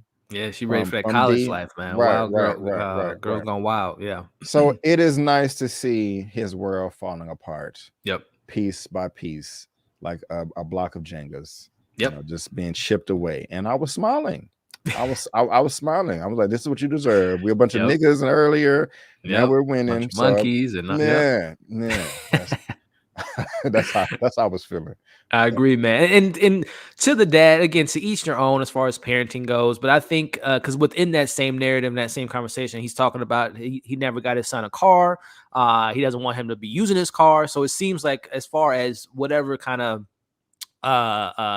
knowledge he's trying to drop on his son, some things he might have should have been a little bit more aggressive with, but it seems like he is trying to get his son to be like, go out on the world. Like he even says in that car scene, he's like, if you stay at my house, you're gonna be paying rent. So he at least he's trying to, I guess, enforce the whole, like, if you want to be a man in this world, you got to make it your own. So but yeah, I feel some way about that too, because when I moved back home, my parents made me pay rent, but to a savings account. You know what I'm saying? It's like, if you're gonna stay here, we don't need help with the bills, but you're not just going to stay here. You're going to be doing something constructive. So I was saving and paying off my debt, anyway, I was living there rent free, but I was paying off my debt, that would have made me feel better. But anyway. Yeah, that whole parents staying paying rent. Yeah, that's a whole conversation too within itself, man. And again, it's just one of the many conversations that this episode did bring to the table. And shout out to another a super chat here, loving the discussion. Well, I appreciate you loving the discussion and donating to the channel and supporting the channel. So the shout out to you and to all 125 of you as well. We appreciate it, and just keep the conversation going in the comments here. Aaron was a sucker. Why did he not apply for school scholarship, academics, or sports? Well, I guess he just wasn't. Maybe he just wasn't talented enough. Maybe he didn't channel his blackness when it came to the sports game there. But yeah, Aaron made as many excuses as he can to not why he didn't make it to school, except for the fact that he didn't do what he needed to do to maybe get those scholarships that could have been granted to someone else. But now we get into taking the literal sense of a video game by the name of Flamethrower Too Hot to Handle. Aaron goes into his dad's workshop, makeshifts this bootleg Captain America from Falcon and Winter Soldier when he handmade his shield, makes this flamethrower. And I love the comment that Felix makes to him in regards to it. And I love that shot too. I wish I had it here when he's walking through his neighborhood. And it seemed like, to be fair, it seemed like it was like a suburban area to what Felix was referring to, like a white neighborhood, safe neighborhood that they wouldn't expect this, passing as a white person who we know to be by mixed race. But he walks through the neighborhood, pulls up to the school. And this conversation here to me was just another just kind of like even deeper conversation where Aaron's calling out Felix, who's from Nigeria, and he says, "Oh, I can see why they say you're not black because you have somewhere to go to stand on," and all this stuff. Like, damn, Aaron, that's you insane. Really, like really, you saying all this. Brandon, your thoughts on the whole making of the flamethrower, to him having his opinion on what it means to be black and black culture, and talking to Felix. Your thoughts on all this, man? I mean, it's just the insanity of the thing about it is, if Aaron was a white person, I would be more understanding if he was full white, but he's mixed. And just white people in general, just the insanity that if something doesn't go your way, you're gonna burn it down. Now on Felix's end, it was a joke, but like with Aaron, being Mr. White Man right here, that's just history right there, and just that ideology, just like, well, fuck it. If I can't win, nobody will. Right. Because he didn't get a scholarship. He was admitted to the college, but he didn't get a scholarship. They didn't wipe his ass enough. So I'm just gonna burn this down. That's just insane. But yeah, him trying to check Felix for that, it's crazy. Felix is black, not just because of his skin tone, but he's black just like any other black person. You know what I'm saying? We come in all types of different distinctions. And so just his arrogance, to even conjure up those thoughts is just mind-boggling to me. And like you said, man, Felix, he called him out. Hey, I'm pretty sure you just walked up here safe. That remind I said Dylan Roof in my video. I meant to say Kyle Rittenhouse. I knew what you mean. Yeah. Somebody they love to correct you too, bro. Listen, like, little side note for us content creators, Brandon. Take the bass out your keyboard typing. I love and the support and engagement on reviews, but man, them people be coming in the comments, all caps. Yeah. Coming at your left side, man. And I love it. I love fact checkers. I love to be corrected. I love, if I make a mistake, definitely. But all caps and just like, I digress. Be polite. But I mean, I make mistakes. Just be polite about it. You're an idiot because you don't get it. Idiot. Were you even watching it? Were you asleep? You pay more attention. The episode. Black people don't take their channel seriously. I'm sorry. I just had to vent a little bit, but. He's walking like he referenced him, like, you're like a little Kyle Rittenhouse, and so that's just real life right there. What are they? Art imitates life, or life imitates art. He's like, bro, I had to assemble this behind a dumpster. Like I had to sneak and do it. You know what I'm saying? My life was on the line just for building this thing. And I like that they were both able to do it as well. This may not have any significance, but it's like, I can do anything that you can do. Yep, I was just type thing. And so that was cool. But the main point that hit me the most is when he was like, hey, just because I'm from Nigeria and I was born over there, that does not make me any less black, Right. And I mean, different African countries have different, like Nigeria, for instance. And all my Nigerians out there, please don't butcher me if I get it wrong, but I think y'all have at least three different tribes there, in one country. And if it's more, I'm so sorry. But I just like the distinction of him saying that. And some people, even though Aaron was wrong for saying it, that some people feel like, wait a minute, trying to compare themselves to Black American, just because you're able to identify where you come from and you have a culture to lean on, and we don't, that makes you more or less Black. I just like that right there, because again, like I said at the beginning of this live, I have these conversations nearly every other day in my own life, and so they just really like, made me feel good on the inside. Yeah, that this was part of the episode. Well said, man. And to your point, that was something I was definitely going to bring up. That Felix's flamethrower was more equipped, and like you mentioned, kind of anything you could do, I can do better. Which was a small little moment, but a detailed moment in that scene. But Aaron again, turn on the white switch. The joke, Aaron, come on, what did he say? Let me burn you. Someone already did that. Come on, man. Where's the jokes? Is that from like a fortune cookie or back of a cereal box? Like, where are you getting these jokes from, man? It did not land, to say the least. But quick shout out before we move on. My boy Q from Q Reviews saying what's up to us. Can't express how much he loves Atlanta. Hey, man, we love it as well. Not for the simple fact that it's not just because it's a great show, but because it brings so many interesting conversations, so many interesting topics to the table.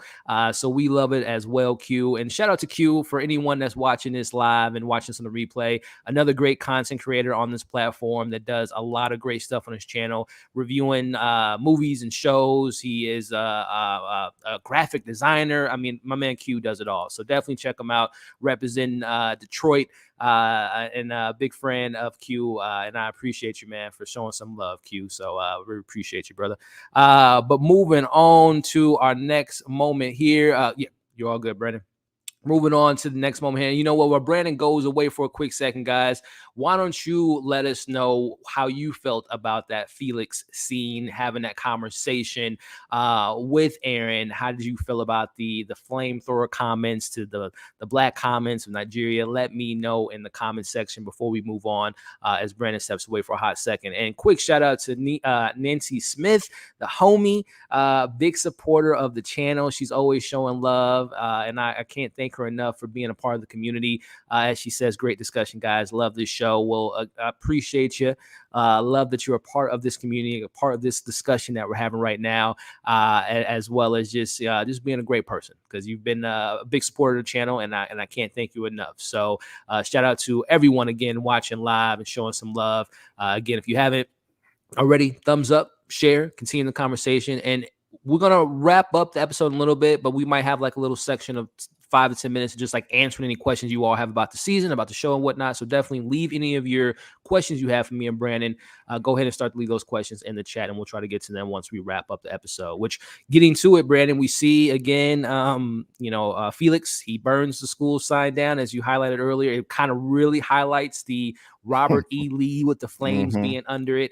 And we see Aaron kind of running for his life, man. And what I found to be so interesting is going back to, as we kind of see the scene here, he gets his feet burnt on fire, which I don't know if there's any significance to the feet burning at the fire. There probably is something more deeper to that metaphor or whatnot, but I don't know how Felix got up on the roof unless he had a jetpack, which I don't know. Maybe his flamethrower had a Black people are just awesome. You know that's what I'm saying? True, man. Yeah, he jumped. Yeah, Spider Miles Morales. Exactly. Yeah. So he jumps up on there and he says, "This is what the Black people eat." And I thought it was, at first, I'm like, "Oh, damn, did they just kill him right in front of us?" I'm like, "Damn," because I thought they shot him in the head, but we later find out it was just in the shoulder. But I didn't even realize, as someone mentioned in the comments, that it ties back to the conversation that Aaron had with his dad in the truck, seeing, the Black kid dying, and Aaron seeing that live in the flesh. Like, he talked about freeze. The police didn't even tell Felix to freeze or to drop the flamethrower. They just shot him. And Aaron saw that, firsthand, to tie that back to that conversation in the truck. So your thoughts on how all that shook up, Brandon, as far as did you want Aaron to be burnt alive, and how did you feel about how the police came in and just shot him without any warning? No, I don't want him to be burnt alive. Because I wanted him to live so he can suffer. Yeah. You know, I just you can call me sick if you like, but when it comes to people, and I'm not just in general, when it comes to people that do despicable things like just awful, I don't want them to die. I want them to live, but I want them to suffer. You know, like if you're a rapist, I think that you should get your penis chopped off. You know, if you beat children and rape women and murder mass murders, okay, I want your arms and your legs chopped off, and you have to live that way for the rest of your life. You know, Hitler level type evilness. You know, no, I don't want Aaron to burn up. But I did want him to suffer.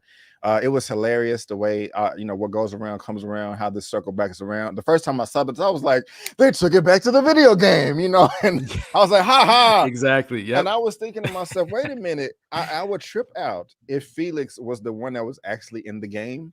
I saw that on. And Yeah, I never thought of like, that. Yeah, I was like, that would be hilarious. Like, yeah, motherfucker, I'm back. you was talking all Who's that your shit on the N-word now, game. right? You Who's know what your I'm monkey saying? now? Yeah. Yeah. He had some bananas and threw it at him or something. You know what I'm saying? That was like, I got your effing bananas.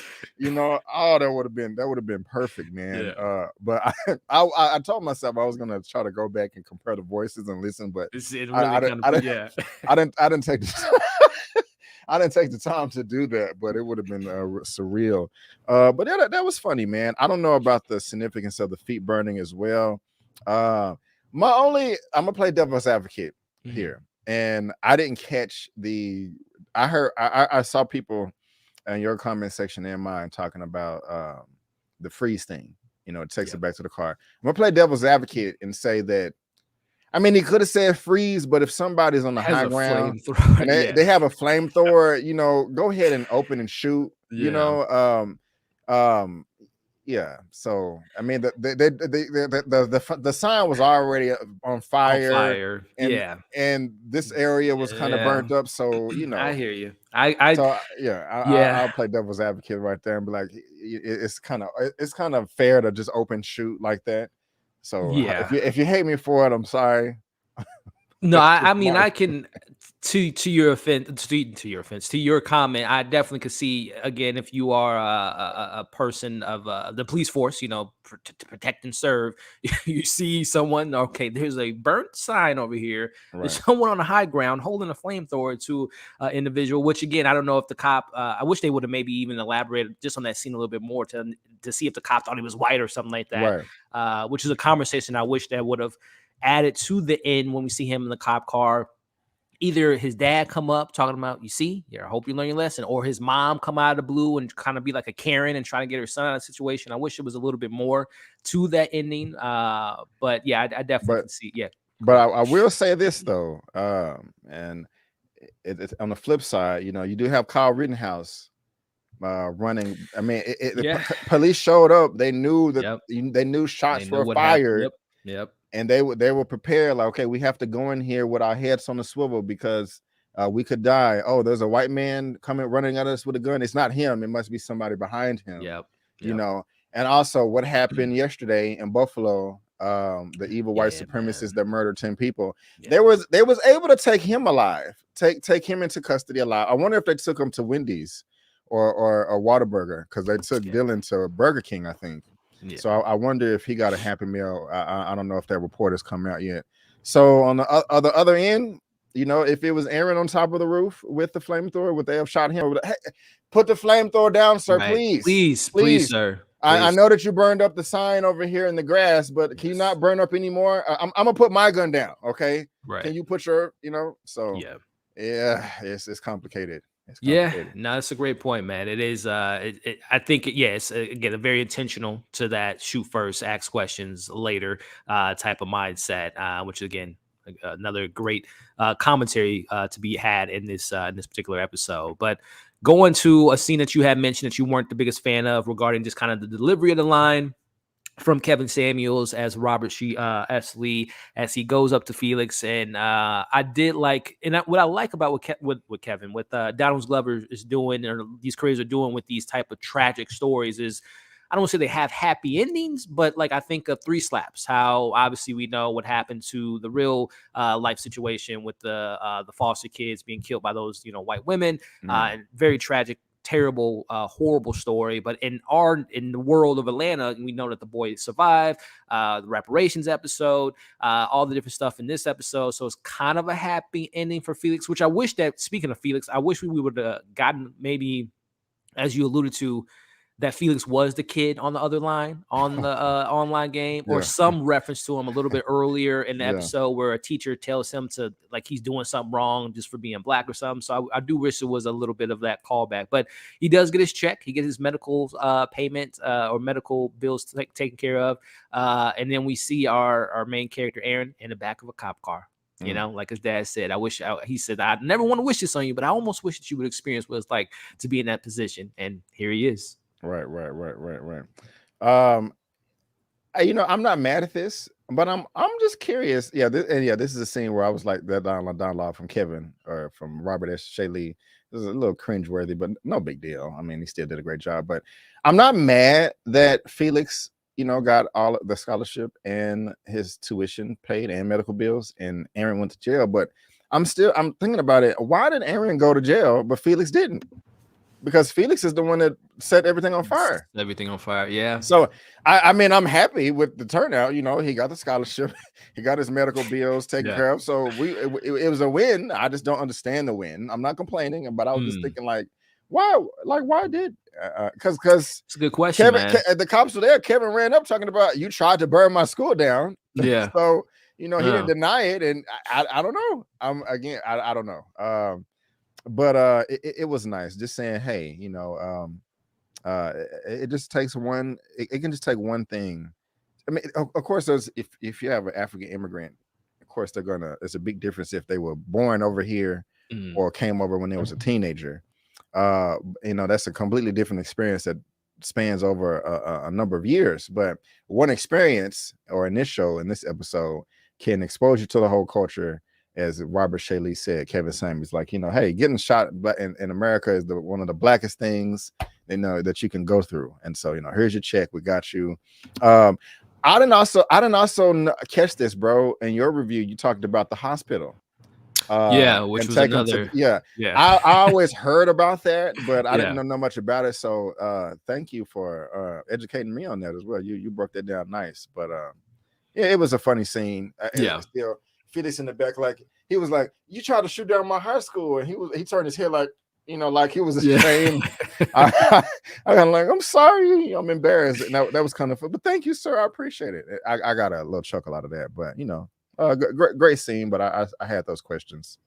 So. Yeah, I mean, that is a good. I guess I didn't even really think about it in regards to, maybe, I guess I'm assuming that Kevin Samuels' character Robert didn't press charges, maybe, and he to add more fuel to the fire. I'm gonna teach this kid, you know, what it's like to be black. He goes to jail for something that he, like you just mentioned, he didn't do anything, and he's the one that went to jail. I guess kind of reverse psychology or reversing the roles per se. But we end the episode. We get a 1 year later situation where now, I'm sorry, a light bulb just went off. That could be a reference to black people going to jail and they're innocent all the time. You know, like, hey, I didn't do nothing, but I'm going to jail. You know, hey, that happens to us all the time, player. That's just, you know, that's a Tuesday. I don't know. I just thought about that real quick. My fault. I mean, and again, this is why I wish that we would have that commentary track by the creators to kind of allude to what the deeper meaning was, and what the you know what, to take that back. We don't always need the answers. This is why it creates these conversations, to just leave it to your interpretation, leave it to how you want to take it in. So, you know, and that's another beauty of this show. But we fast forward to a year later.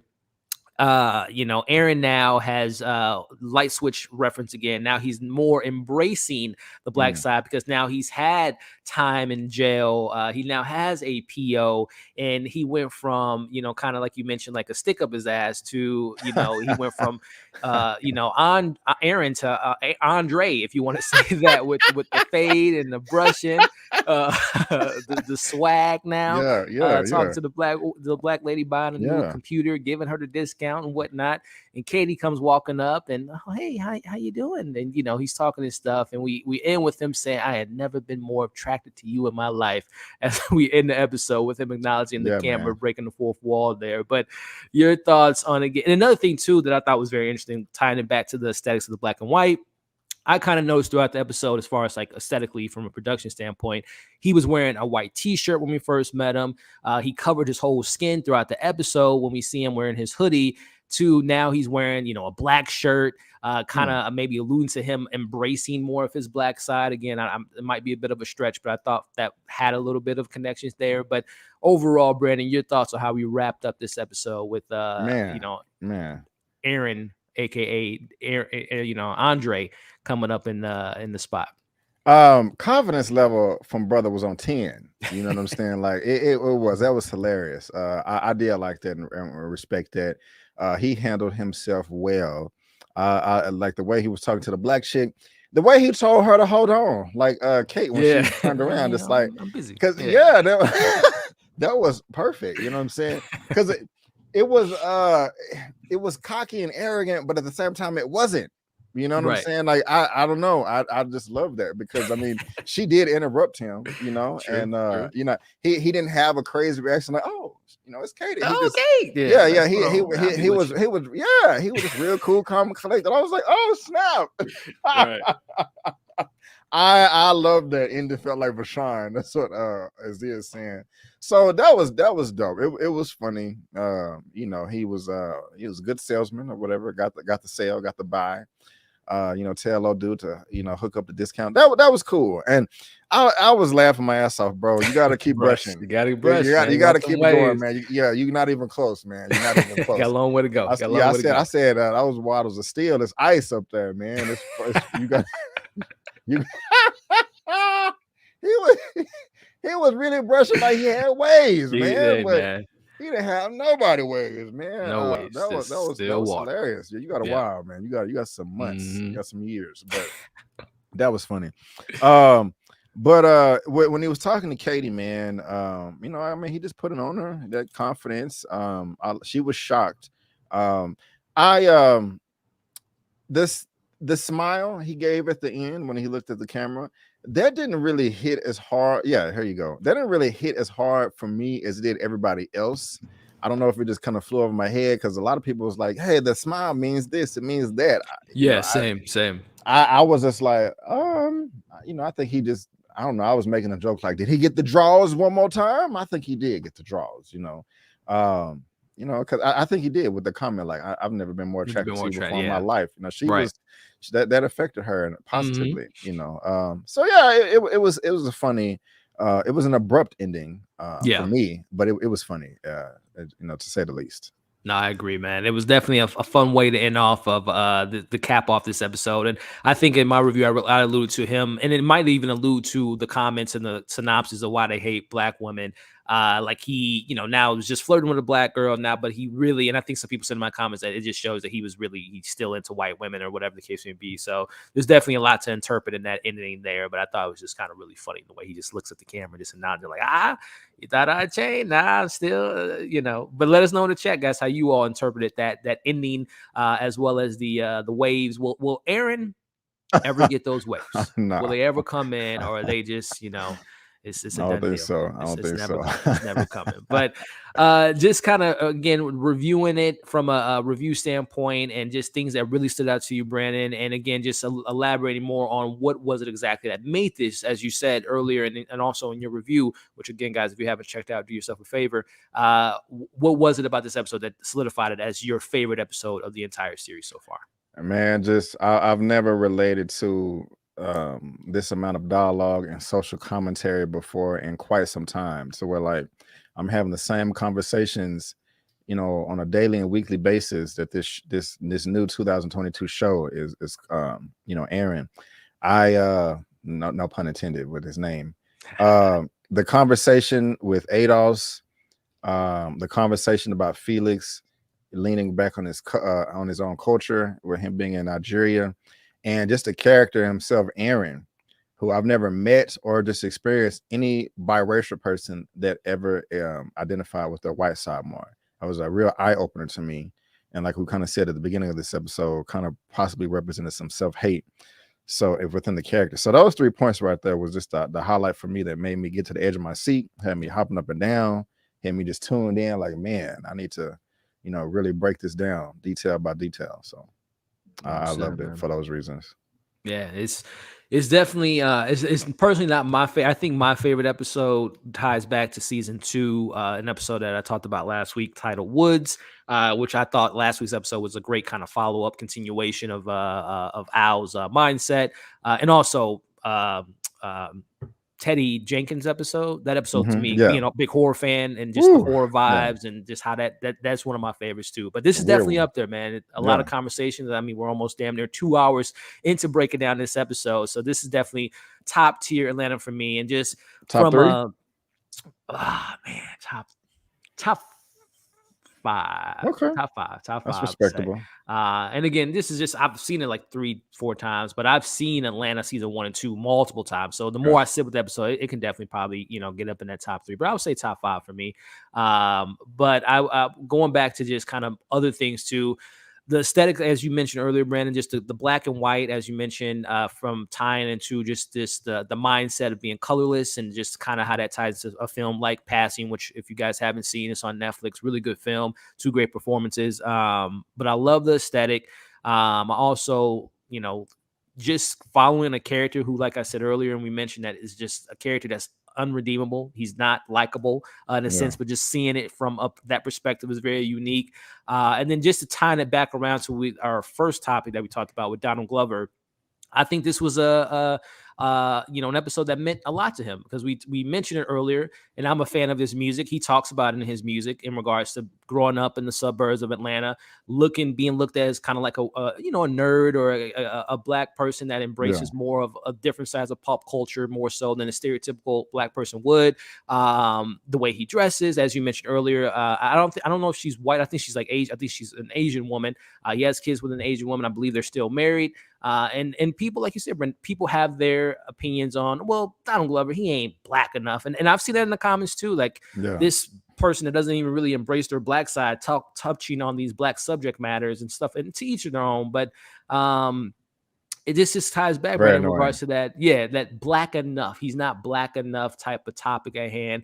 Just, I know we talked about earlier, but if you want to elaborate on it more in regards to just how you feel about Donald Glover sharing his experience on with the I can firsthand understand where he's coming from, because I know for a fact that when he was growing up, that black women just was not checking for him like that. I know that. I know black men to where they're really into black women. They want to date black women, but black women don't want to F with them. And so they're like, okay, hey, I am who I am. I'm not going to change. And, if no black women want to be with me, I guess I'll be with a white woman. And I can't necessarily blame them for that. I've experienced that. I've worked with people that experienced that. I know Donald Glover has experienced that. So it was so annoying to me when he would get criticized years ago. It's like, no, you want him now because he's famous, because he's in the limelight, because he's in Hollywood. You weren't checking for him before. So, I mean, I love it when the black man and black women are together. It makes my day, but it doesn't always happen. And you love who you love. And I've never met Donald Glover before or talked to him, but I definitely know where he's coming from, because I've heard him comment on that before. And the man is extremely silly. One of the first movies I found of his, it was guys, you will only like this movie if you're just silly, goofy, and just too stupid stuff. It's called The Mystery Team. I don't know if you've ever seen it, Elliot. It's freaking hilarious. But I am it's crazy. It's crazy. It's silly. Only if you're into like really silly, crazy stuff, will you like this. But that was one of my first. It came out in like 2009, and so it was just a crazy, funny, silly movie. And so Dane, Dane Ness himself is mentioning it as well. And so Yeah, I never even heard of it till now. Yeah, man, it's crazy. If only like it if you just like silly, goofy, stupid comedy. If you don't, it's not for you. I'll just say that.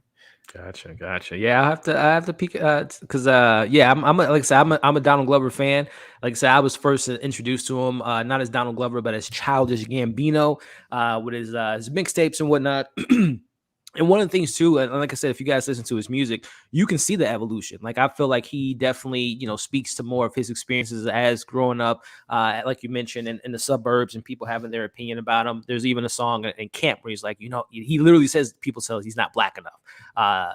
Multiple verses in that one album and multiple albums throughout his career. But yeah, man, it's been something that I think a lot of people and I appreciate everyone that shares those personal stories. Like I've seen a lot of comments, people saying, yeah, I grew up in someone even mentioned in the comments here, I grew up as in the suburbs, and people always looked at me as being, kind of a Uncle Tom or what have you. I think who else said they grew up in as an Asian person, Right. Asian woman and whatnot and stuff. So yeah, I appreciate those sentiments that people share those stories, and it's unfortunate, man, when you're told you're not black enough, white enough, man enough, woman enough, gay enough, straight enough, whatever the case may be, man.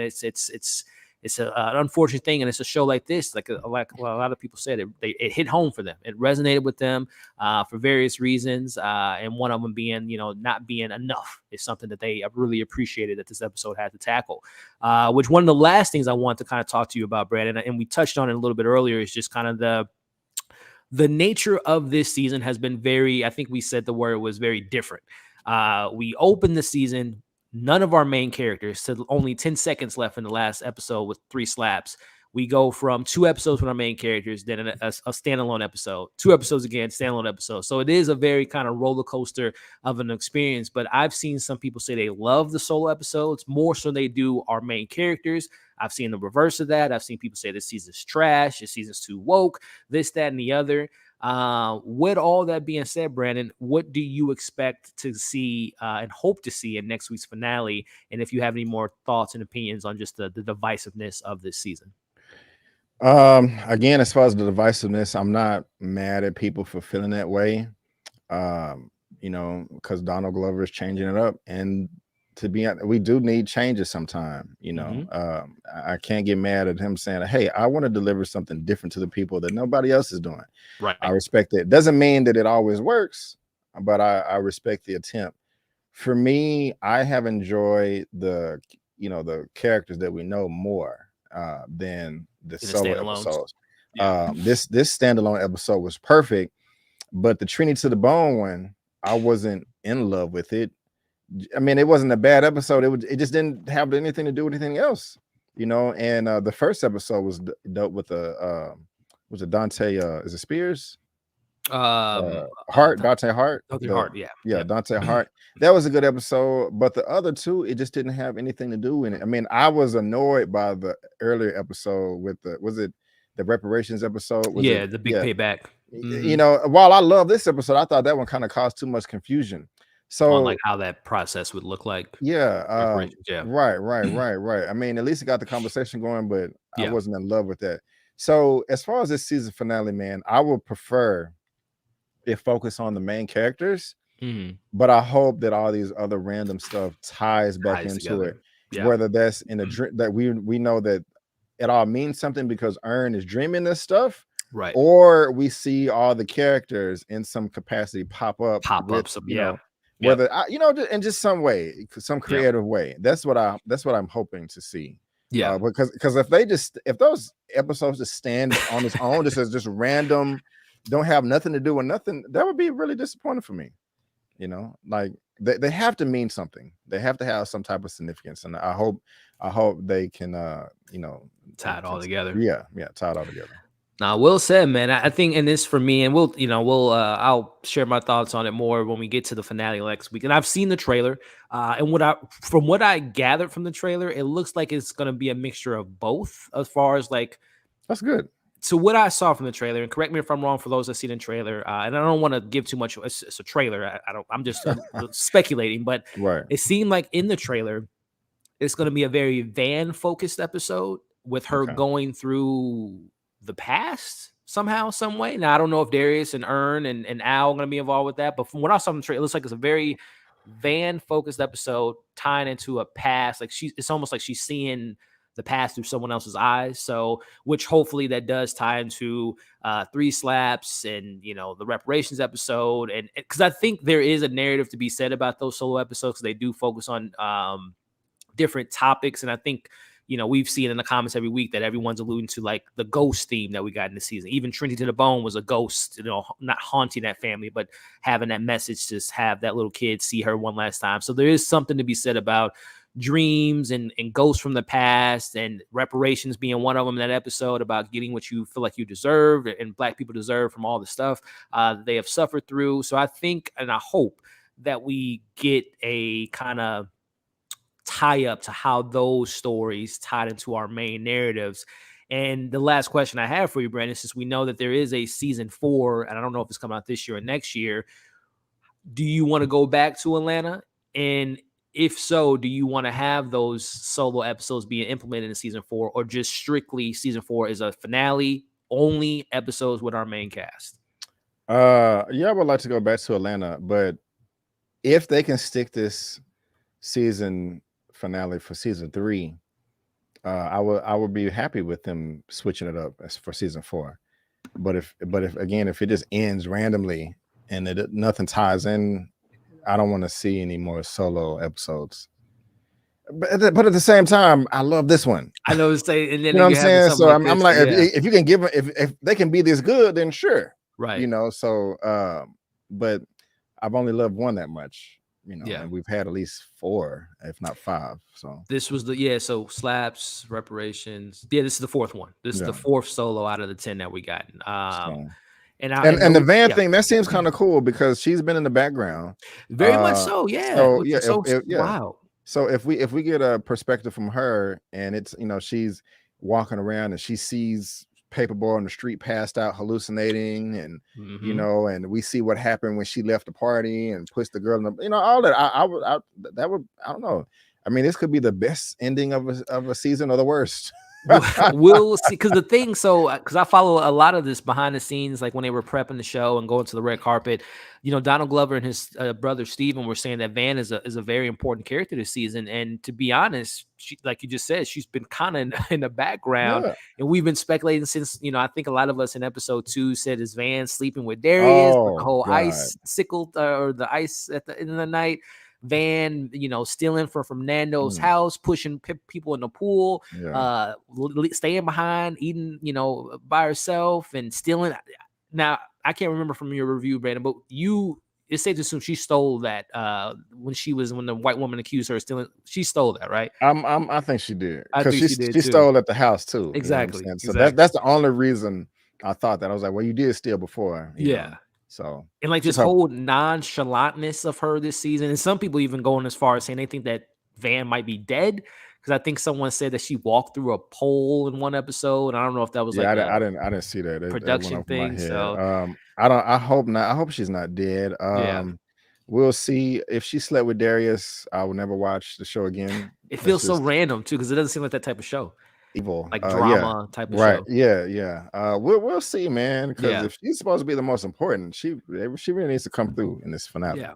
So. And I will say this, and this is no spoiler, but Brandon and I have been fortunate enough to get screeners of this show, and I haven't seen the 10th episode, but I was pulling it up on my phone, and I don't know why it's slimmed through. And I'll just say this: for next week's finale, stay around to the credits. I haven't seen the scene entirely, but there is a little quote unquote post-credit scene. So that's a little Easter egg or exclusive for you all at home. Stick around for this week's finale, because there is something towards the end of the show. So that's want to watch it as soon as we're done here. Well, we'll talk about it off camera, because we'll talk about it off camera. But I just want to let everyone at home know that's watching this live to stick around to this week's finale, to the very, very, very end of the credits.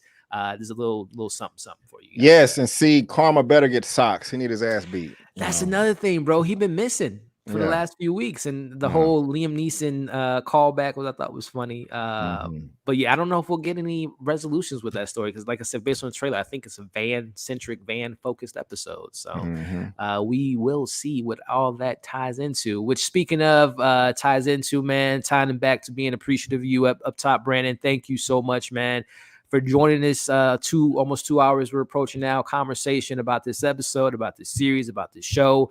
I can't thank you enough, Brandon. I know you'll be prepping. Correct me if I'm wrong. I know you're going to be doing a show tonight by chance. Yeah, man. I still got to figure out what we're going to talk about or what I'm going to talk about. So, gotcha, man. Well, before I outro out, Brandon, the stage is yours, man. Again, if people don't know what Just My Opinion Reviews is about, where they can find the great content, why don't you let them know, my friend? Yeah, man. Well, first, again, Elliot, thank you for having me, bro. I appreciate it. You know, I love being here. You're a great content creator, very professional, just a cool ass dude, in my opinion. So, hey, man, whenever you need me, I'm here. You always showing up for me. So, of course, I'm going to make time for Elliot with Movie Files. You know what I'm saying? My dog right there. Thank you guys for everybody in the chat and all the thumbs up. But like Elliot said, what time is it right now? In about so in about 4.5 hours, I will be having my weekly movie news roundup show. I think it's number 60 or 59. But I'm just going to be compiling all the movie and entertainment television news from the previous week and having a discussion about it. Like I said, I still got to figure out what we're going to talk about. And so, maybe some people will pop up. Maybe we'll see. But yeah, that's going down at 6:30 p.m. CST today. And next week, I will be reviewing Top Gun 2 and covering Halo, Young Justice, The Staircase, We Own the City, and a few other shows as well. And so if you want to follow me on social media, you can. My handle's on the screen at Just My Opinion 84. My information is in the description, and as Elliot has very nice put it up on the screen, that is my channel right there. So go ahead and subscribe if you like me today and help me reach 40,000 subscribers, which is my next largest milestone. And can't wait to talk movies and television news with you. And again, Elliot, thank you for having me, bro. Let's do it. Brandon, that 40K, man, it's right there knocking on the door, man. This man has been, before I was even really much into the really diving deep into these weekly discussions and reviews, man. I was watching Brandon, Sharonda, and all these wonderful content creators, man, that's allowing people to feel comfortable enough to share their opinions on the screen and their thoughts on shows and movies. So Brandon's one of those OGs to me, guys, and it means a lot to be able to share a 2+ hour discussion on Atlanta with this individual here, man. He's a great dude. He's a phenomenal content creator, but just an even better person, guys. So like he said, movie reviews, TV reviews, weekly movie and TV discussions that he has on his channel, which is always a fun time. So definitely check him out. You guys will not be disappointed. So as far as me, guys, again, we'll be talking more movies and shows tonight. We got our Barry, from my Barry fans out there, episode 4. We'll be talking about that. Tomorrow, I'll be dropping my review for the next Alex Garland horror film by the name of Men, which was a very, very interesting film, to say the least, for my A24 fans out there. Another show that both me and Brandon are covering, We Own the City, so keep an eye out for that review tomorrow. And I don't think I got my invite to Top Gun to next week, so expect the review for that. But I'm really excited to hear Brandon's. Just quickly, are you a fan of Top Gun, the original, Brandon? I gotta watch the original tonight, the OG? For the first time. I've never seen it. Yeah, I've never seen the original. Yeah. So enjoy, man. It's definitely a product of its time. I will say that. But it's a fun movie. So I'm trying to think, is there anything else this week? Atlanta, the season finale on Thursday. Keep an eye out for that. And we'll see, based on scheduling and time, we might, and if Brandon's free as well, we might do another one of these discussions potentially next week to talk about the finale. So keep an eye out for all that stuff, guys. But again, for myself and Brandon, thank you guys for tuning in, thumbsing up, sharing, commenting, and shout out to Brandon, Q Reviews, my homie Q, Quinto82, I believe is his handle, Nisi Smith, and everyone that donated to the channel. It means a lot, and I appreciate it. And also, like I said, I appreciate just as much as I do for those donations. I appreciate everyone for liking, sharing, and leaving your thoughts in the comments. So it means the world. You guys are awesome. Have a great Sunday. Hopefully the Celtics can pull out this game 7. We'll see what's going on with the Mavs and Suns a little bit later. But you guys be safe and tune into Brandon's show later tonight when he's breaking down all the news. I don't know, Amber Turd might make an appearance on that list. We'll see what's going on there. But you guys have a good rest of your day, and we'll catch you.